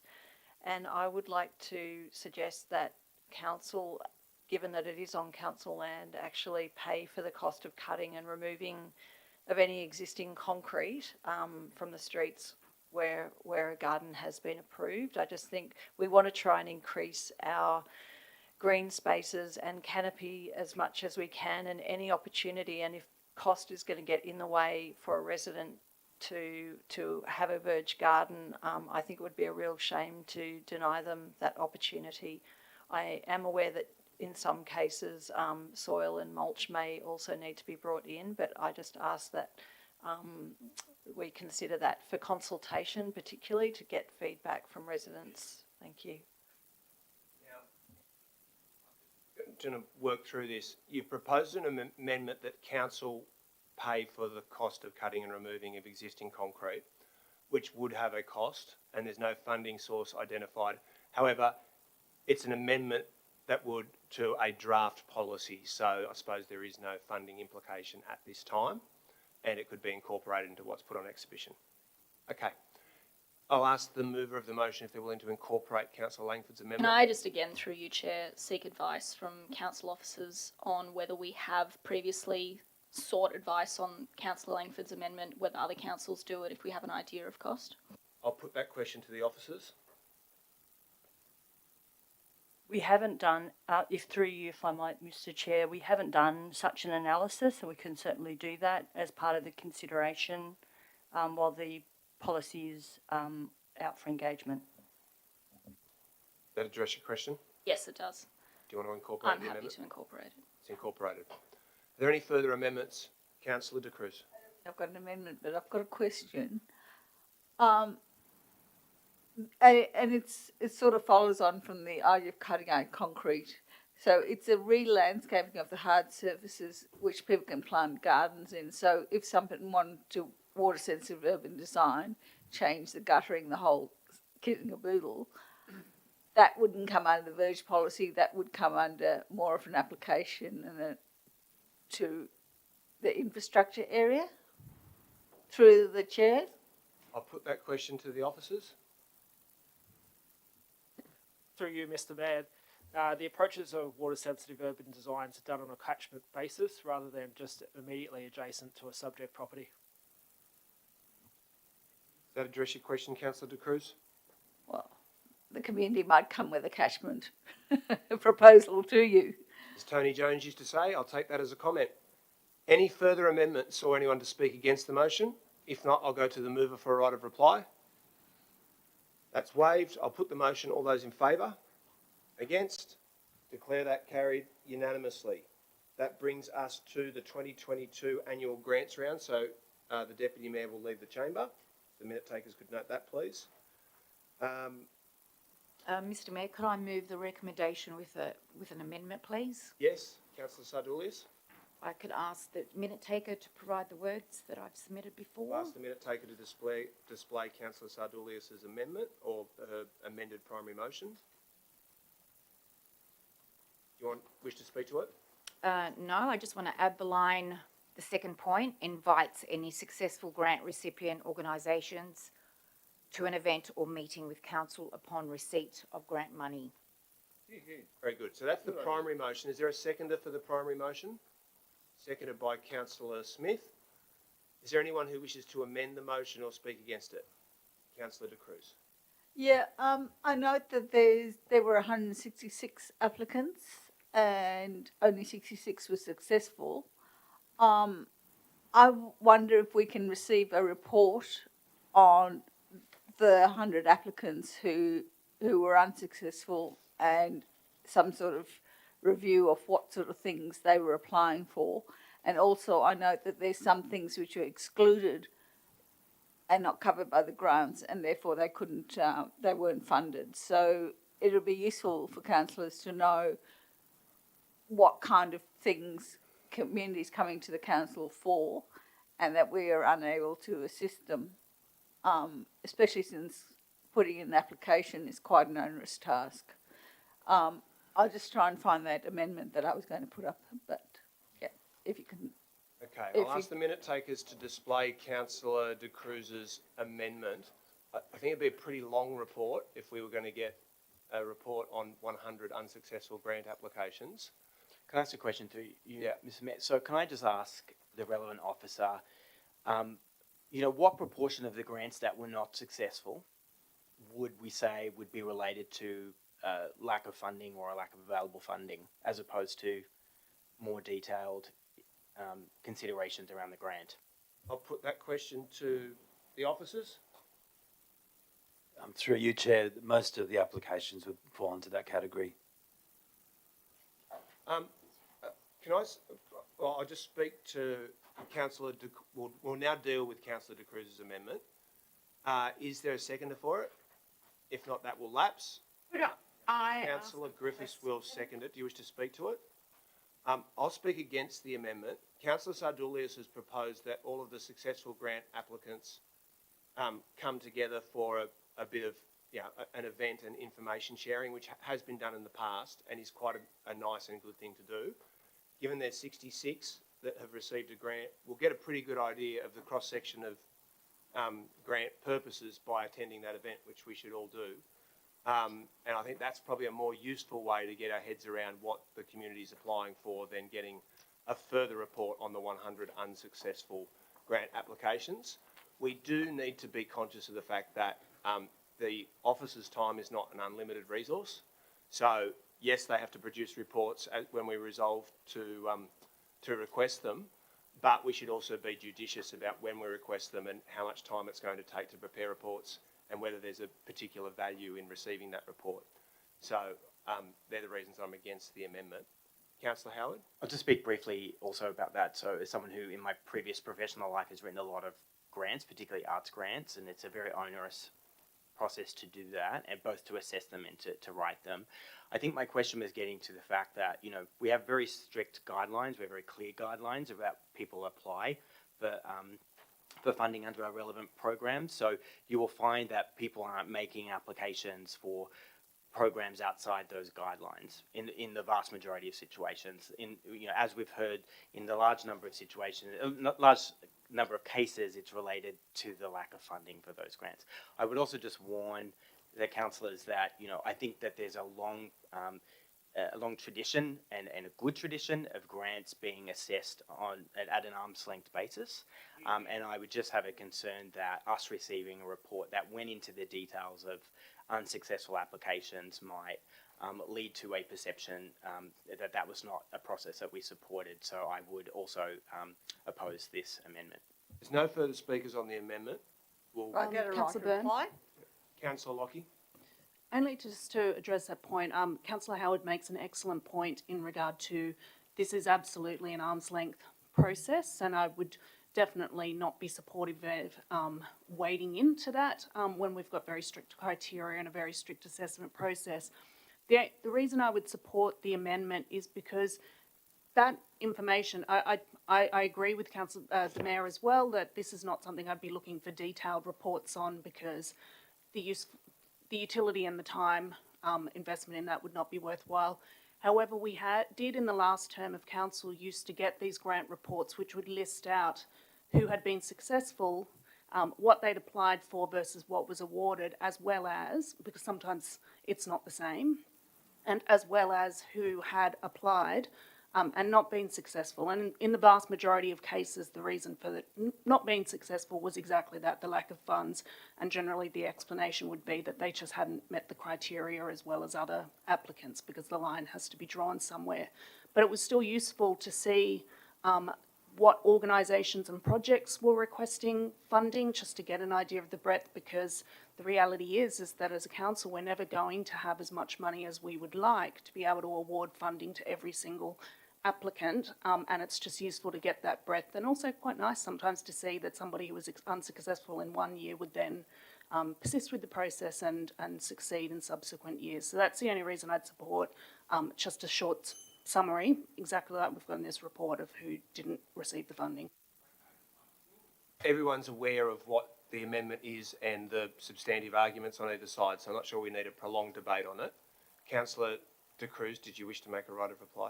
Yeah, thank you to Councillor Lockie, because I think clarified what I was seeking. This is to make informed policy and to adapt our policy to the changing requirements. When we've got 160 people making applications and only 60 people are getting them, that is a considerable amount of time spent by our community. And I'm guessing that this is beyond the conversations that the officers have with the community about the applications. And I'm also aware that, in fact, one of the other issues, I had forgotten that we actually used to get a full list of the unsuccessful applicants. I'm not really interested in the particular applicant or their ability to write a grant application or not write a grant application, but it's more the kinds of things they're asking for. And again, it goes back to whether they fit in a grant system or whether they fit into a broader thing, because quite often the grant system is the way the community approaches the council. And I think just as a matter of courtesy to people who have taken the time to put in an application, it's worthwhile to say if it is a lack of money, then that's fair too. But also, I think rather than doing the same old, if people come up with innovative ideas, I think we'd like to support them. And our framework needs to be responsive to what our community needs. So that's why I put forward this amendment. Okay, I'll put the amendment. All those in favour, please raise your hands. There's seven in favour. All those against? There's 7 against. I use my casting vote to vote against the amendment. That has been defeated. We'll go back to the primary motion. Is there anyone who wishes to amend it or to speak against it? If not, Councillor Sardulius, did you want to write a reply? No, I'll waive my right of reply. I'll put the motion. All those in favour? Against? Declare that carried unanimously. That brings us to the Local Traffic Committee meeting of 17 October. Does anyone have any amendments or corrections or issues that they would like to raise? Happy to move that as written. Thank you, Mayor. Councillor Griffiths will move the adoption of the minutes, seconded by Councillor Stevens. There's no discussion. I'll put that. All those in favour? Against? Declare that carried unanimously as well. Item 7, Chester Street Car Park, Petersham. It's done. Item 8, organisational structure. Move the report, please. The Deputy Mayor will move the adoption of the officer's recommendation. Is there a seconder for that? Seconded by Councillor D'Arienzo. Is there anyone who wishes to discuss? Yeah, I call that item 8, so yes. So the reason I call that out is that I think it's really worthwhile to put this information on the website. There's a much more thorough description of what each directorate's responsibilities are. And in fact, I did have a look at the current website and it's out of date. So my comment was just to the officers that the website gets updated. I don't know if that needs an amendment. Thank you. If the officer would like to comment on that. I'm sure he's dying to. Chomping at the bit. Thank you, Mr. Mayor. Yeah, if the website's not updated, we'll be happy to have as much information and be as transparent as possible of what every director is responsible for. Thank you for that suggestion, Councillor De Cruz. If there's no further debate, I'll just put them. Oh, Councillor Stamoulis, yep. Mr. Mayor, I've looked through the structure here on page 226 of the council papers. Yep.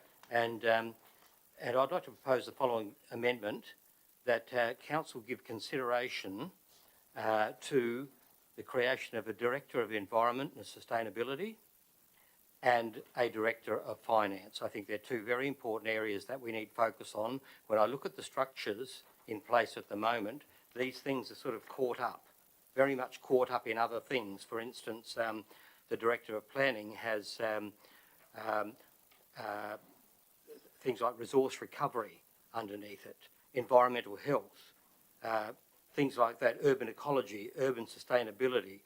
It seems very convoluted for already a huge program. So my amendment is very simple, is that, and similarly with finance, I think that's something that we really need a dedicated purpose and dedicated interest on. The Director of Corporate has a long list of responsibilities there, and finance is only one of those. And I believe, again, I'll put this as I have previously on council, on the first council, that council gives consideration to the creation of a Director of Finance and a Director of Environment and Sustainability. Is there a seconder for the amendment? Seconded by Councillor De Cruz. Do you wish to speak to it? Actually, it's probably more a question. It's a question about those functions, and certainly I've had confusion about waste issues, and I've ended up sending them to all three directors, which is possibly a waste of their time. What's the question, Councillor De Cruz? So the issue is with the particular areas that Councillor Stamoulis has identified as needing to have clear sort of line of responsibility through to the directorate. Has the General Manager got any comment on that? I'll put that question to the General Manager. Thank you, Mr. Mayor.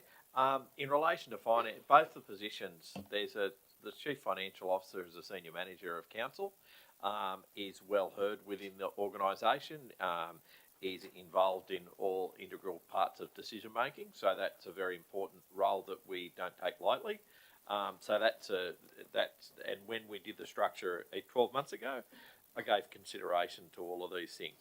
The environment area which you talk on, we have a Senior Manager of Environment. We created that position last year when we did the structure, that we created a senior position. That's Luke Murtis, that sits in there responsible for the environment activities. The other issue that you alluded to in terms of waste, the waste planning happens within the environment area and the delivery happens within the infrastructure area, the service. So it's only purely, and there's a bit in the space of the planning at the moment because we're talking about FOGO. Okay, so we're dealing with the amendment from Councillor Stamoulis, seconded by Councillor De Cruz, that Council give consideration to the creation of a Director of Environment, Sustainability and Director of Finance.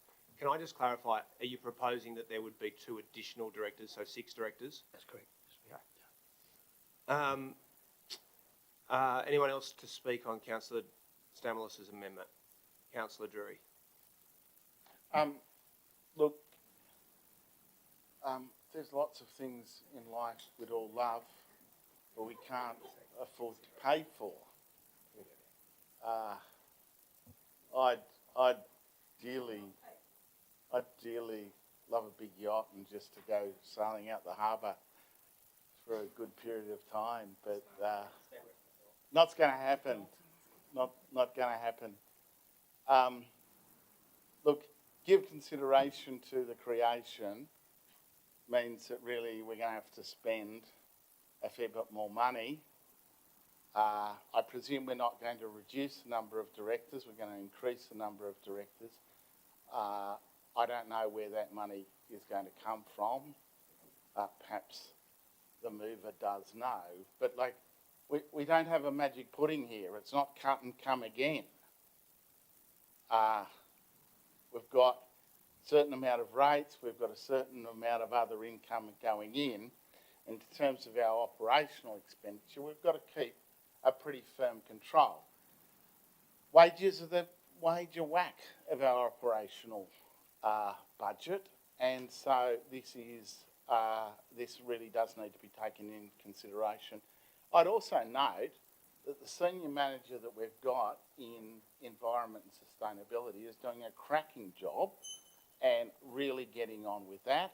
And I think that our current structure in relation to finance works. I don't see there is any need to give this consideration. Particularly, I don't want to see us to have a top-heavy management-led structure. I'd like more people actually doing the work and less people being bosses. So we've had speakers for and against the amendment. There's no further... Excuse me, Mayor. Councillor Langford. May I ask a question Is it in to regards Councillor to the amendment? Stamoulis through you, just regarding his amendment? Yep. Yeah, I'm just interested to hear more about what prompted you to put forward the amendment and what your concerns are and why you think that these positions might be required, thank you, or considered. Look, those councillors that have been here before on the first council have virtually heard me to say this on the previous council. But, you know, to me, we are a large council. We're a very large council, and we need to get our structure right. That is absolutely vital. I think that our community would expect us to place a direct focus on environment and sustainability, climate change and those issues. I think that would be absolute. If you took a poll out there in the community, I'd say that they would say to you, absolutely, we need a direct focus on that. And of course, councillors talk about that every meeting. And people Councillor Stamos, I'll just let you know, you don't get an extra 3 minutes, so I'll ask you to conclude your response. All right. So there's my answer to that one. Almost finished. And of course, Director of Finance on a very large council that has recently been merged. 3 councils coming together and still coming together. This is absolutely basic 101 corporate structure. The Director of Finance. Thank you for that. Thank you. There's no further discussion. I'll put the Stamoulis de Cruz amendment. All those in favour, please raise your hands. In support, there are 7 votes. All those against, 8 votes against. That has been defeated. So we're back to dealing with the primary motion. If there's no further amendments to the primary motion, I'll go to Councillor Scott for a right of reply. No, thank you. That is waived. So I'll put the motion, moved by Councillor Scott, seconded by Councillor D'Arienzo. All those in favour? Against? Declare that carried unanimously. That brings us to councillor representation on the Sydney Coastal Council Group Committee. Thank you, Mr. Mayor. I'd like to move the recommendations in the report with an amendment provided to the minute takers earlier. I'll ask the minute takers to display the amendment on the screen. Councillor Scott, do you wish to speak to it? Yes, I am proud to nominate the highly qualified Councillor Tim Stevens I reckon he might be a bit overqualified. overqualified but enthusiastic, to the Sydney Council Coastal Group, and in the spirit of bipartisanship, as the alternate Councillor Justine Langford. Okay, thank you for that. So is there a seconder for Councillor Scott's motion? Councillor Griffiths? I'm happy to second that, and I also look forward to hearing all about Councillor Stevens' MPhil, geography around fisheries. And I think that Councillor Langford has a huge experience to contribute to Sydney Coastal communities through all her work and advocacy with the Cooks River catchment. Thank you. There's no further discussion. Councillor de Cruz. Maybe there's an attachment somewhere, but do we contribute membership fees or something to this? I'll put that question to the officers. Right. I would assume so. Yeah, we do. Tell me how much. I'll have to take that on notice. I'll have to take that on notice. Okay. There's no further discussion. I'll put the motion. All those in favour? Against? Declare that carried unanimously. Brings us to item 10, the investment report. Councillor Drury. Look, I thank the officers for the report. I think what we do note is that interest rates are on the move, and I think we're taking into account that, which is pleasing. I also note that really we have the challenge which officers have alerted to us in the past in terms of banks eating each other, gobbling each other up, and the failure of the major banks to be offering real green investment into alternatives for big money. They're quite happy to do the cute little retail business, but those big four banks really do fail. It is a disgrace that the major banks in this country fail to provide real investment options for real money, which are socially responsible, and they need to wake up to themselves. The quicker they do, they'll do better. They'll actually do better. What we do know is that companies that get ahead of the curve and realise where the public's heads are at, I reckon I'd even consider going back to one of the big banks if it said we'll take real money, rather than being with some odd little second tier, third tier bank. So I hope they do do that. I know our officers are in active communication with the banks and with T Corp managing and working on this issue, and I appreciate those efforts. So thank you for the report, and I urge everyone to support. I'll second your motion, Councillor Drury, and I'll waive my right to speak. Councillor De Cruz. Yeah, it was pointed out to me that there's 100 million that's not invested on top of the 245 million that is. Is that correct? There's 100 million somewhere else. I'll put that question to the Chief Financial Officer. Through the chair, we keep surplus cash for day-to-day operations, as well as ready to buy the investment property, which is imminent. Thank you for that. There's no further, Councillor Stamoulis. Mr Mayor, I noticed on page 232, where it's got the ASX 30-day interbank cash rate futures implied yield curve, I noticed that it's got the RBA official cash rate as being static across the... oh, sorry, that's going into the future, is it? Yeah, that's good. All right.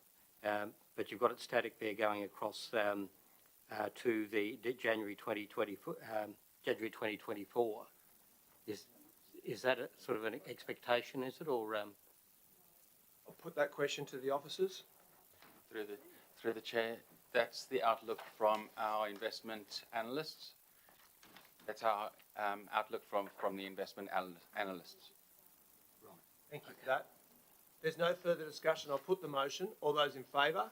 Against? Declare that carried unanimously.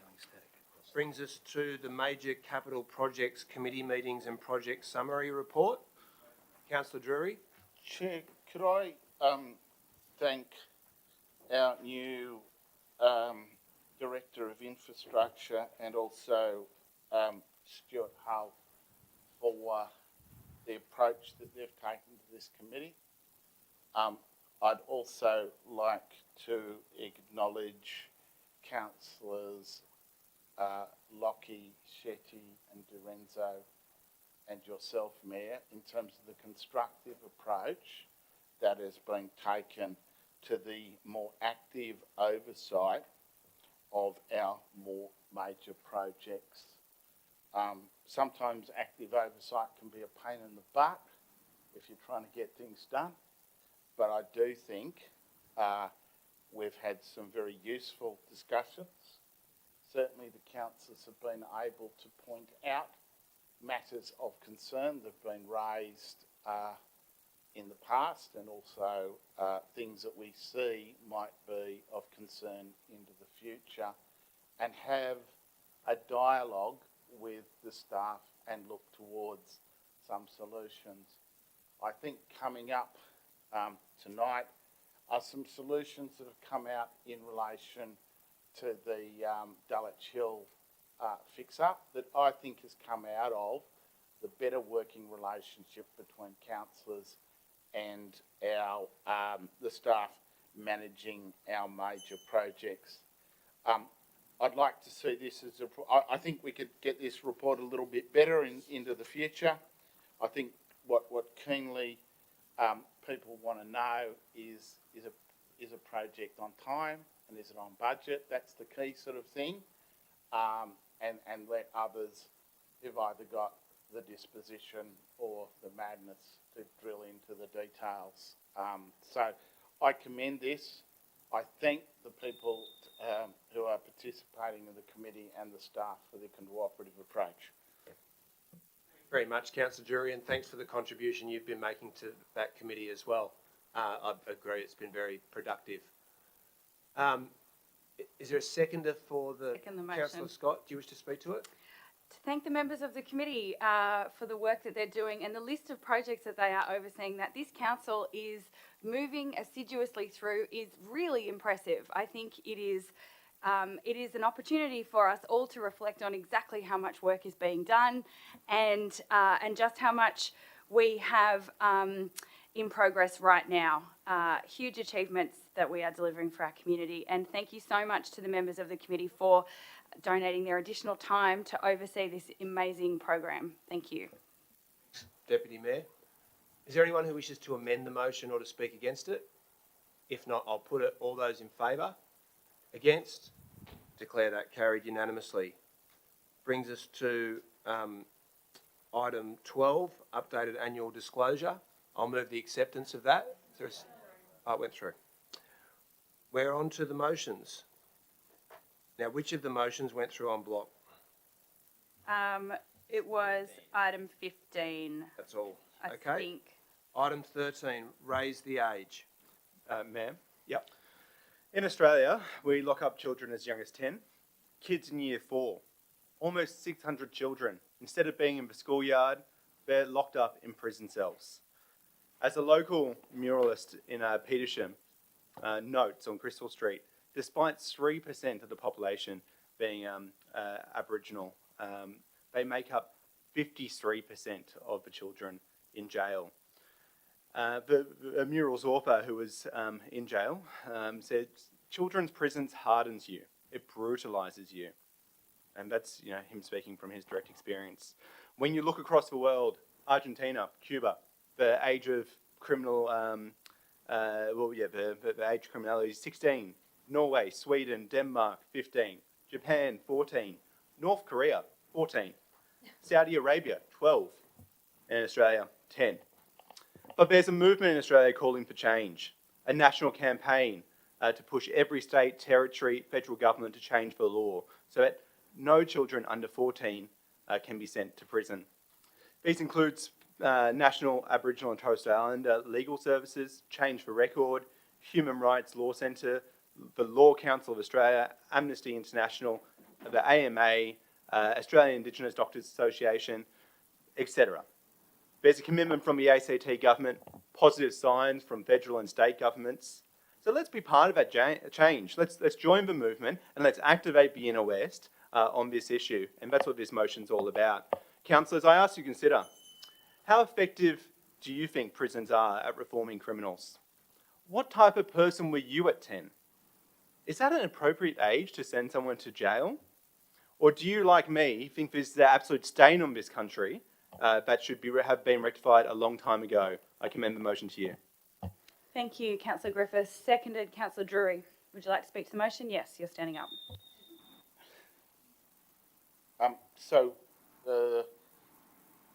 I fully support the Raise the Age campaign, but I'm also very cognizant from some of the things I do every day that actually resolving this issue is far more complicated and far, far harder than just raising the age of criminal responsibility.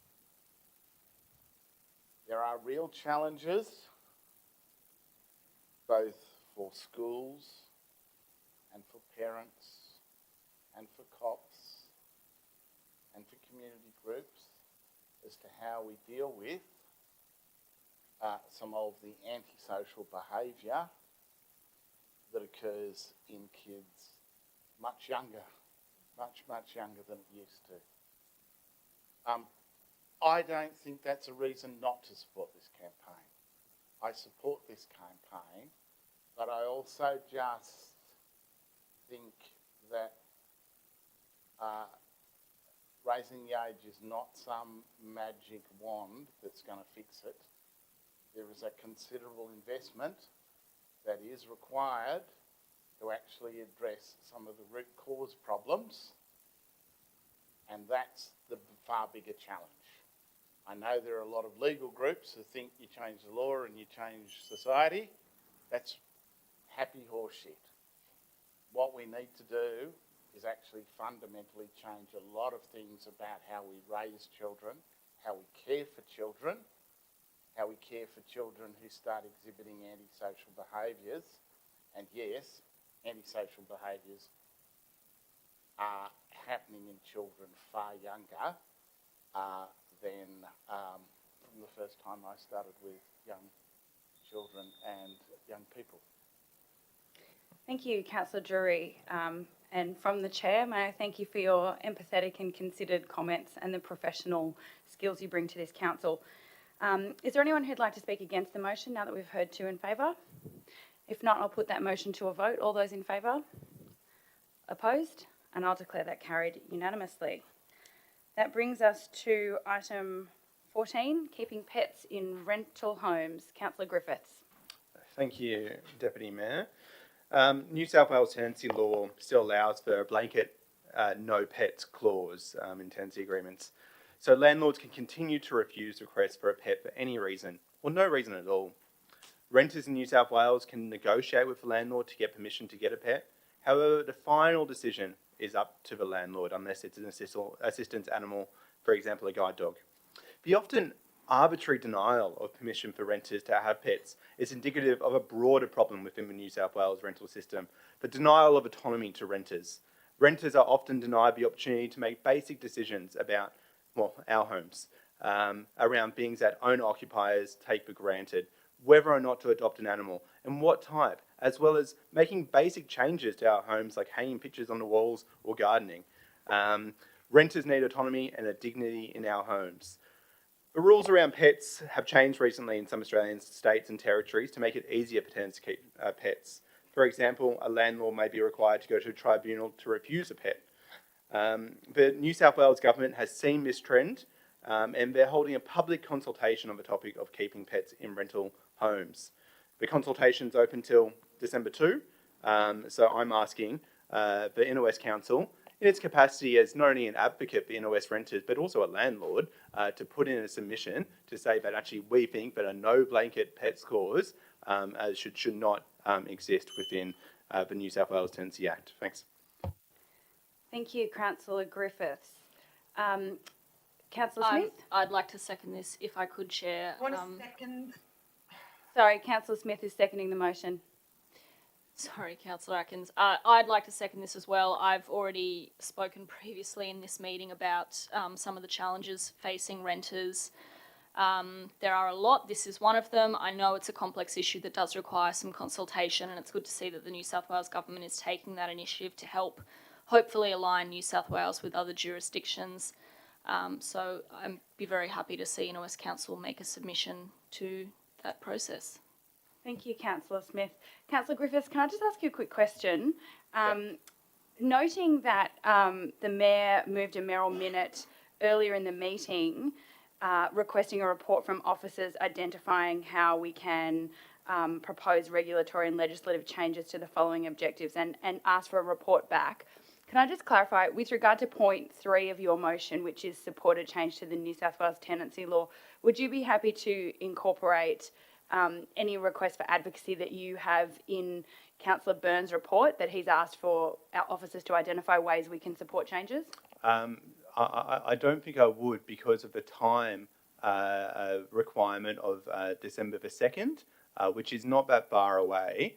for this particular submission. So I think we should adopt point 3. So we have that position, Mayor. Absolutely understood with regard to making the submission, but were you asking for the Inner West Council to do something further than make a submission? Like, what support were you asking for? At this stage, no. Just It that? was Okay. just what's written in the motion. Okay, fantastic. Now, is there anyone who wishes to speak against the motion or amend it? If not, I'll put that to a vote. All those in favour? Opposed? Declare that carried. Thank you. And that brings us to item 16, the LEP Councillor D'Arienzo. Thank you, Deputy Mayor. I would just like to note that since tabling this motion, councillors have received an update from staff on the initial feedback from the Department of Planning and Environment and the considerations that are ongoing for a whole of LGA approach to bring forward all phases of the plans. I completely accept that planning for our future can be challenging, particularly when there are different views on what that future should look like. But the task in front of us is to develop an LEP that applies to our entire LGA. So while those discussions continue between our staff and DPE, I propose that as a first step, we bring together our engaged stakeholders within our LGA to find areas of agreement and work to clearly identify the areas of difference before coming up with a plan on how to work them through. Thank you. Thank you. I'd like to second the motion. Seconded by Councillor Scott. Do you wish to speak to it? I would just like to note the efforts that Councillor D'Arienzo has gone to navigate what has been a really tricky issue for everyone in this room. And I think that we all owe her a debt of gratitude for having navigated what could have been very difficult for us all to manage, and that this is a sensible, pragmatic and community-minded way forward. And I too commend the motion to Council. Thanks, Councillor Scott. So it's been moved and seconded. There's been 2 speakers in favour of the motion. Is there any further discussion? Excuse me, Mayor, yeah, I had Councillor some Langford. amendments to put to the motion, thank Yep. you. They were Have you- provided to the minute taker earlier Okay, on. do you want to talk us through them? Yeah, I wanted to commend the motion. As councillors would know, I was hoping to put a similar motion at the last meeting, but was withdrawn for procedural issues. It's great that we have the legal advice now from OLG and also independent lawyers regarding the, I guess, the potential conflicts. And it's fantastic that council staff are working with discussions with planning to look at how we can basically look at other opportunities to have an LGA-wide LEP. I wanted to discuss the amendments in seriatim, so I can go through those now. But basically, I wanted to suggest that we commence a new LEP process, starting with holding community consultation workshops, so ensuring that we involve the whole community, because I think a lot of people in the community are Mr. Mayor? certainly approaching me and I've got a point of order from Councillor D'Arienzo. I'd like to suggest that Councillor Langford's amendments do not go to the spirit of my notice of motion. No, it's a foreshadowed From what I'm motion. reading, oh, it's a foreshadowed. My Well, no, apologies. she hasn't. She's proposed it as an amendment. I'm going to make a ruling that's a foreshadowed motion. Is that your point of order? Councillor Langford, sorry for the interruption. Please proceed. Thank you. So basically, I'm just wanting to ensure that all community members are informed about whatever council is proposing in their new plans. And that's why I'm suggesting that we do notify them and actually write to them, because at the moment, a lot of residents are asking me what's happening with the LEP, and the fact that it's been on hold, it's kind of confusing for them. I'm also suggesting that we let them have a say if we do have workshops about what their thoughts are on increased density. Also, that any of that feedback we want to ensure gets wrapped into the new draft LEP, and that we take that draft LEP back to the community. Thank you. So I'm going to rule that what Councillor Langford has tabled is a foreshadowed motion. It's substantively a different proposition than the primary motion. Is there a seconder for the foreshadowed motion? Councillor De Cruz, do you wish to speak to it? No? Okay, we've got a primary motion and a foreshadowed motion. If the primary motion is defeated, then the foreshadowed motion will be considered. Councillor D'Arienzo, do you wish to make a right of reply? Only to offer in principle support to what Councillor Langford is trying to achieve insofar as to say that the engagement with the community is vital to this process. And I will just draw your attention to in the original notice of motion, there is a request for council to develop a comprehensive consultation plan with the view that some of the elements that you have outlined in your foreshadowed motion, the writing to residents, the community meetings, and those types of engagements are absolutely fundamental in my expectations for what would be considered as part of that comprehensive plan. That's my right of reply. Thanks. Thank you. That was very succinct. I'll put the motion. All those in favour of the primary motion, please raise your hands. All those against? That has been carried unanimously. That brings us to item Dulwich Hill Station. 17, Dulwich Hill Station. Councillor D'Arienzo. Thank you. I would like to tell a little bit of a story about how this motion came to be on the books. So thank you. Michael and Lisa, they run Wolf and Stone Cafe in Dulwich Hill. They're a hard-working young couple, and at the time that I caught up with them, they were expecting their first newborn baby. They're beloved by our community, and they serve a perfect double espresso. Recently, Michael and I caught up, and he raised his concerns with the current construction underway around Dulwich Hill Station and the impact on his cafe. I don't want to breach his trust, but I will say that the losses that he had outlined were significant enough that he was in a difficult situation where he had to make decisions in relation to his staffing complement. Despite that, Michael completely understood that the construction work that was happening was due to finish by the end of the year. It was temporary, and ultimately it was going to deliver an improved and upgraded public domain for Dulwich Hill. It will deliver improved amenity for local businesses and for our community.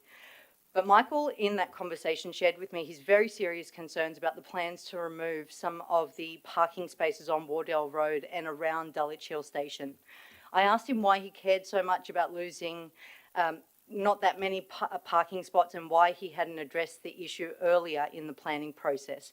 And his answer was very simple. He said this: aside from steering our businesses through an unprecedented pandemic, none of us realised how much the already scarce street parking would be diminished by the numerous speed bumps that have since been built. After having many customers stop coming to our businesses, parents having to park further away and walk their children to childcare, and elderly and mobile persons having to trek further up the hill to access healthcare, we are doing everything we can to save the last of the parking we do have left. Michael's concerns weren't isolated. Other small businesses had conversations with me. Time for extension. Councillor Howell will move an extension of time of 1 minute, seconded by Councillor Scott. All those in favour, against, declare that carried. Please proceed. Thank you. I won't make a habit of it. Michael's concerns weren't isolated. The other businesses that I spoke to along Wardell Road shared his concerns, and they supported his efforts to advocate for minor changes. So we're all in agreement that the area needs improvement. However, we are being asked to balance the needs of our community. So what's at stake? We're talking about minor changes to the plans to address the very real concerns highlighted by our Dulwich Hill businesses, that they have overwhelming support by the community, and we're being asked to balance our objective to increase our urban tree canopy and give residents who need to drive to that particular area access to an improved public area. The design has enough flexibility to allow us to relocate these trees to a nearby location and in the future retrofit more trees. I'd like to thank Michael for his advocacy on this issue and congratulate Michael and Lisa on becoming new parents and welcoming their baby girl last week. Thank you. Well done. Thanks very much, Councillor. We've got, is there a seconder for the motion? Seconded by Councillor Drew. Do you wish to speak to it? No? Is anyone who wish to debate it? No, I'll put that motion. Can I have a question? Thank you, Mayor. Yeah. To the officers. So in the currently approved precinct plans, how many car spaces are due to be lost. If this motion was adopted, how many car spaces would be saved, I guess? How many car spaces would be lost in total? I'll put that question to the officers. Through you, Mr. Mayor, so the loss of on-street parking for this project is broken up into two categories. There's loss of on-street parking as a result of the traffic calming related activities, the signalisation, the speed bump. That would be in the order of 8 to 9 spaces associated with them. Those losses are required to provide sightlines and in accordance with regulations to it. There's a further 4 to 6 spaces that are being currently lost through the introduction of a planting arrangement. So there's 14, 15 in order on the entire project between the southern extent to the northern extent. Address your question, Councillor? It does, but I do have a follow-up one, and I will probably use the 3 questions in this item. Sorry, Mayor. That's okay. My second question is between the station and Ewart Street. If this is passed, how many trees or planter boxes would be reduced between that Ewart and the station? So I'm just trying to get an idea of where this motion would affect. I'll put that question to the officers. Through you, Mr. Mayor, so there would be the introduction or enhancement of around 5 planter spaces within that general area, and there will be the loss of 3 planters in that area, 2 of which have trees, 1 was low vegetation.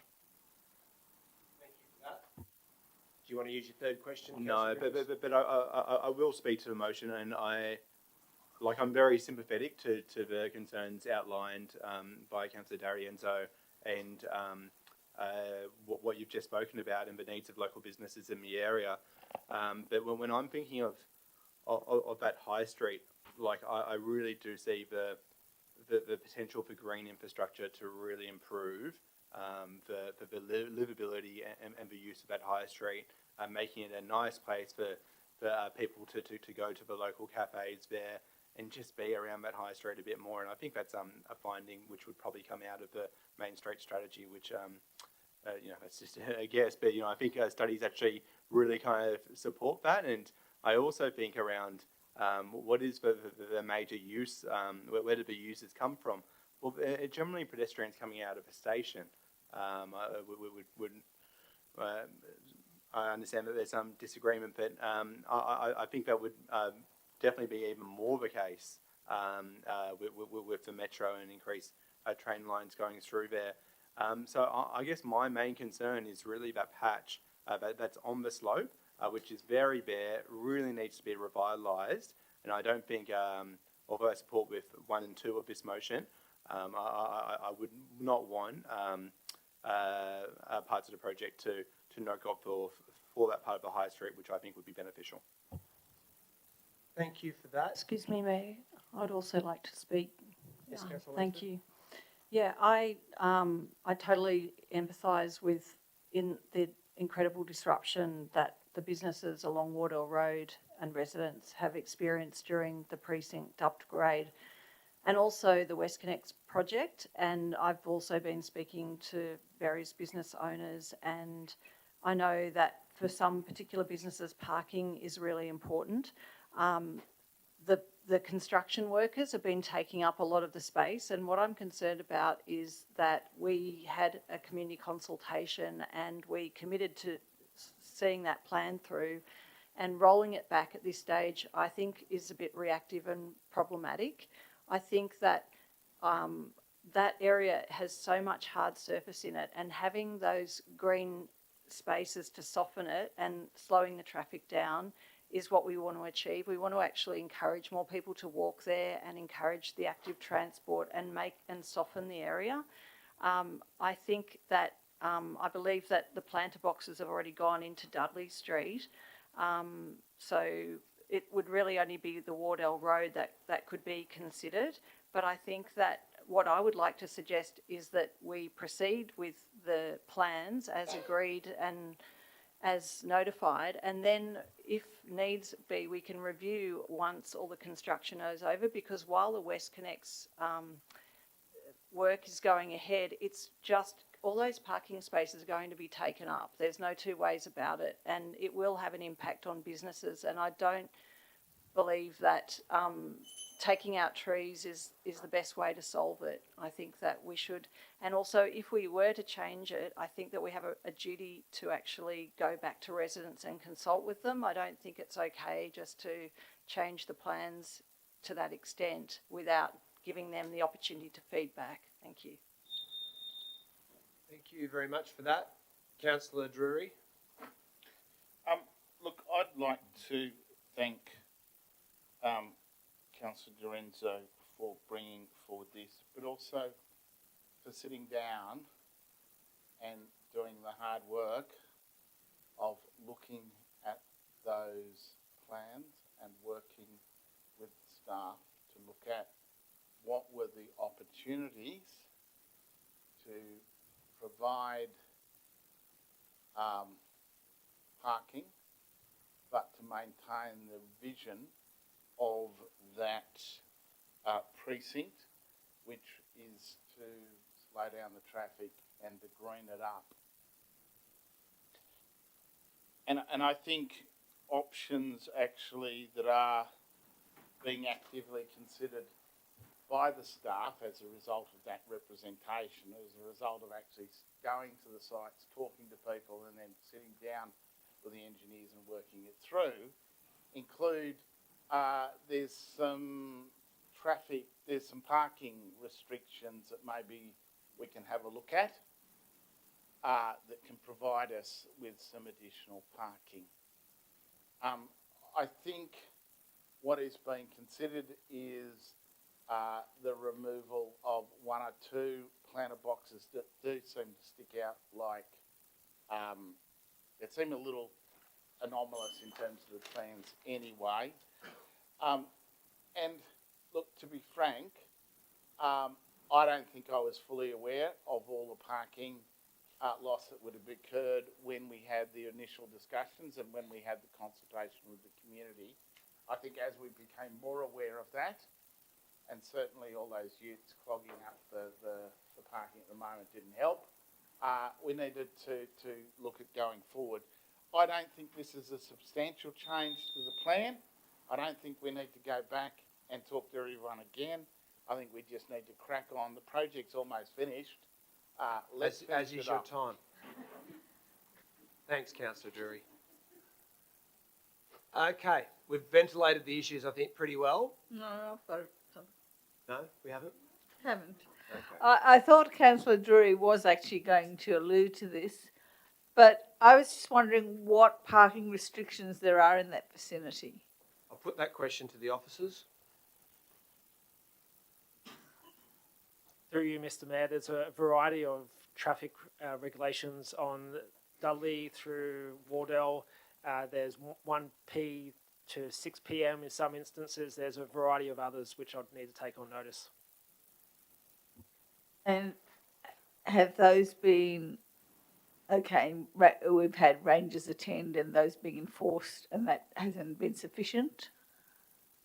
I don't know who I'm asking. I mean, I guess has that been explored, because I'm quite aware that the metro project's happening there, which lots of construction workers and the similar things has happened in Leichhardt. What's your question? So yes, just whether that's been fully explored and with, particularly with the Rangers attended workers. site. Through you, Mr. Mayor, yes, they have. Thank you for that. There's no further discussion. I'll go to Councillor D'Arienzo for right of reply, which she's waiving. So I'll put that motion. All those in favour? All those against? That has been carried with 9 votes in favour and 6 votes against. Councillor Lockie was in support. Next item. Balmain Bowling Club. I won't speak to it. I'll second that motion and I'll speak to it briefly. Good. Thank you.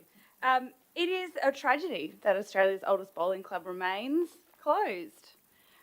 Efforts of the community to work with the new owners under the amalgamated structure have been not successful. and I do appreciate your continued advocacy on behalf of the social and sporting and members of the club and locals as well. The CEO of St John's Park Bowling Club, into which Balmain Bowler was amalgamated in 2010, told the community in July that the club would be fully amalgamated, all its legal processes completed, and it would open its doors on the 1st of October. And it has been demonstrably unable to do that for much longer than the community thought the place would be closed. And I know because I tried to book an event there and I was not able to do so. I do appreciate your continued advocacy and council taking this issue up.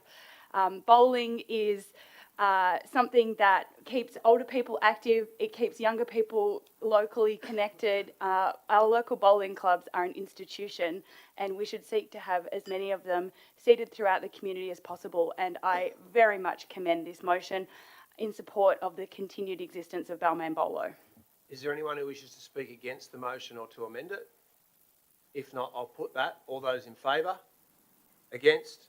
Declare that carried unanimously. That concludes the notices of motion. We're into the confidential items. Could I get a motion to go into confidential session? Moved. Moved by Councillor Lockie, seconded by Councillor Drury.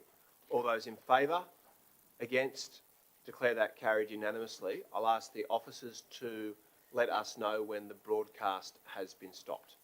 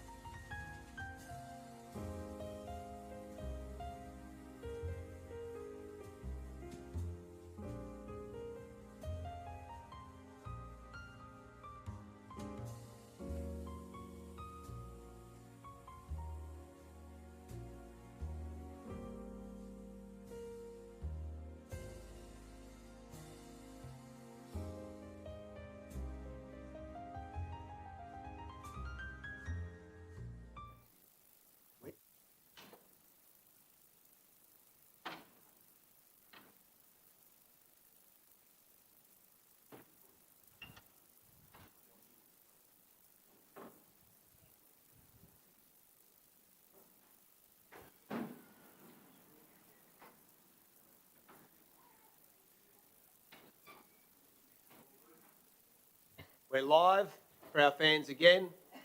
I declare the meeting closed. Have a good night, everybody.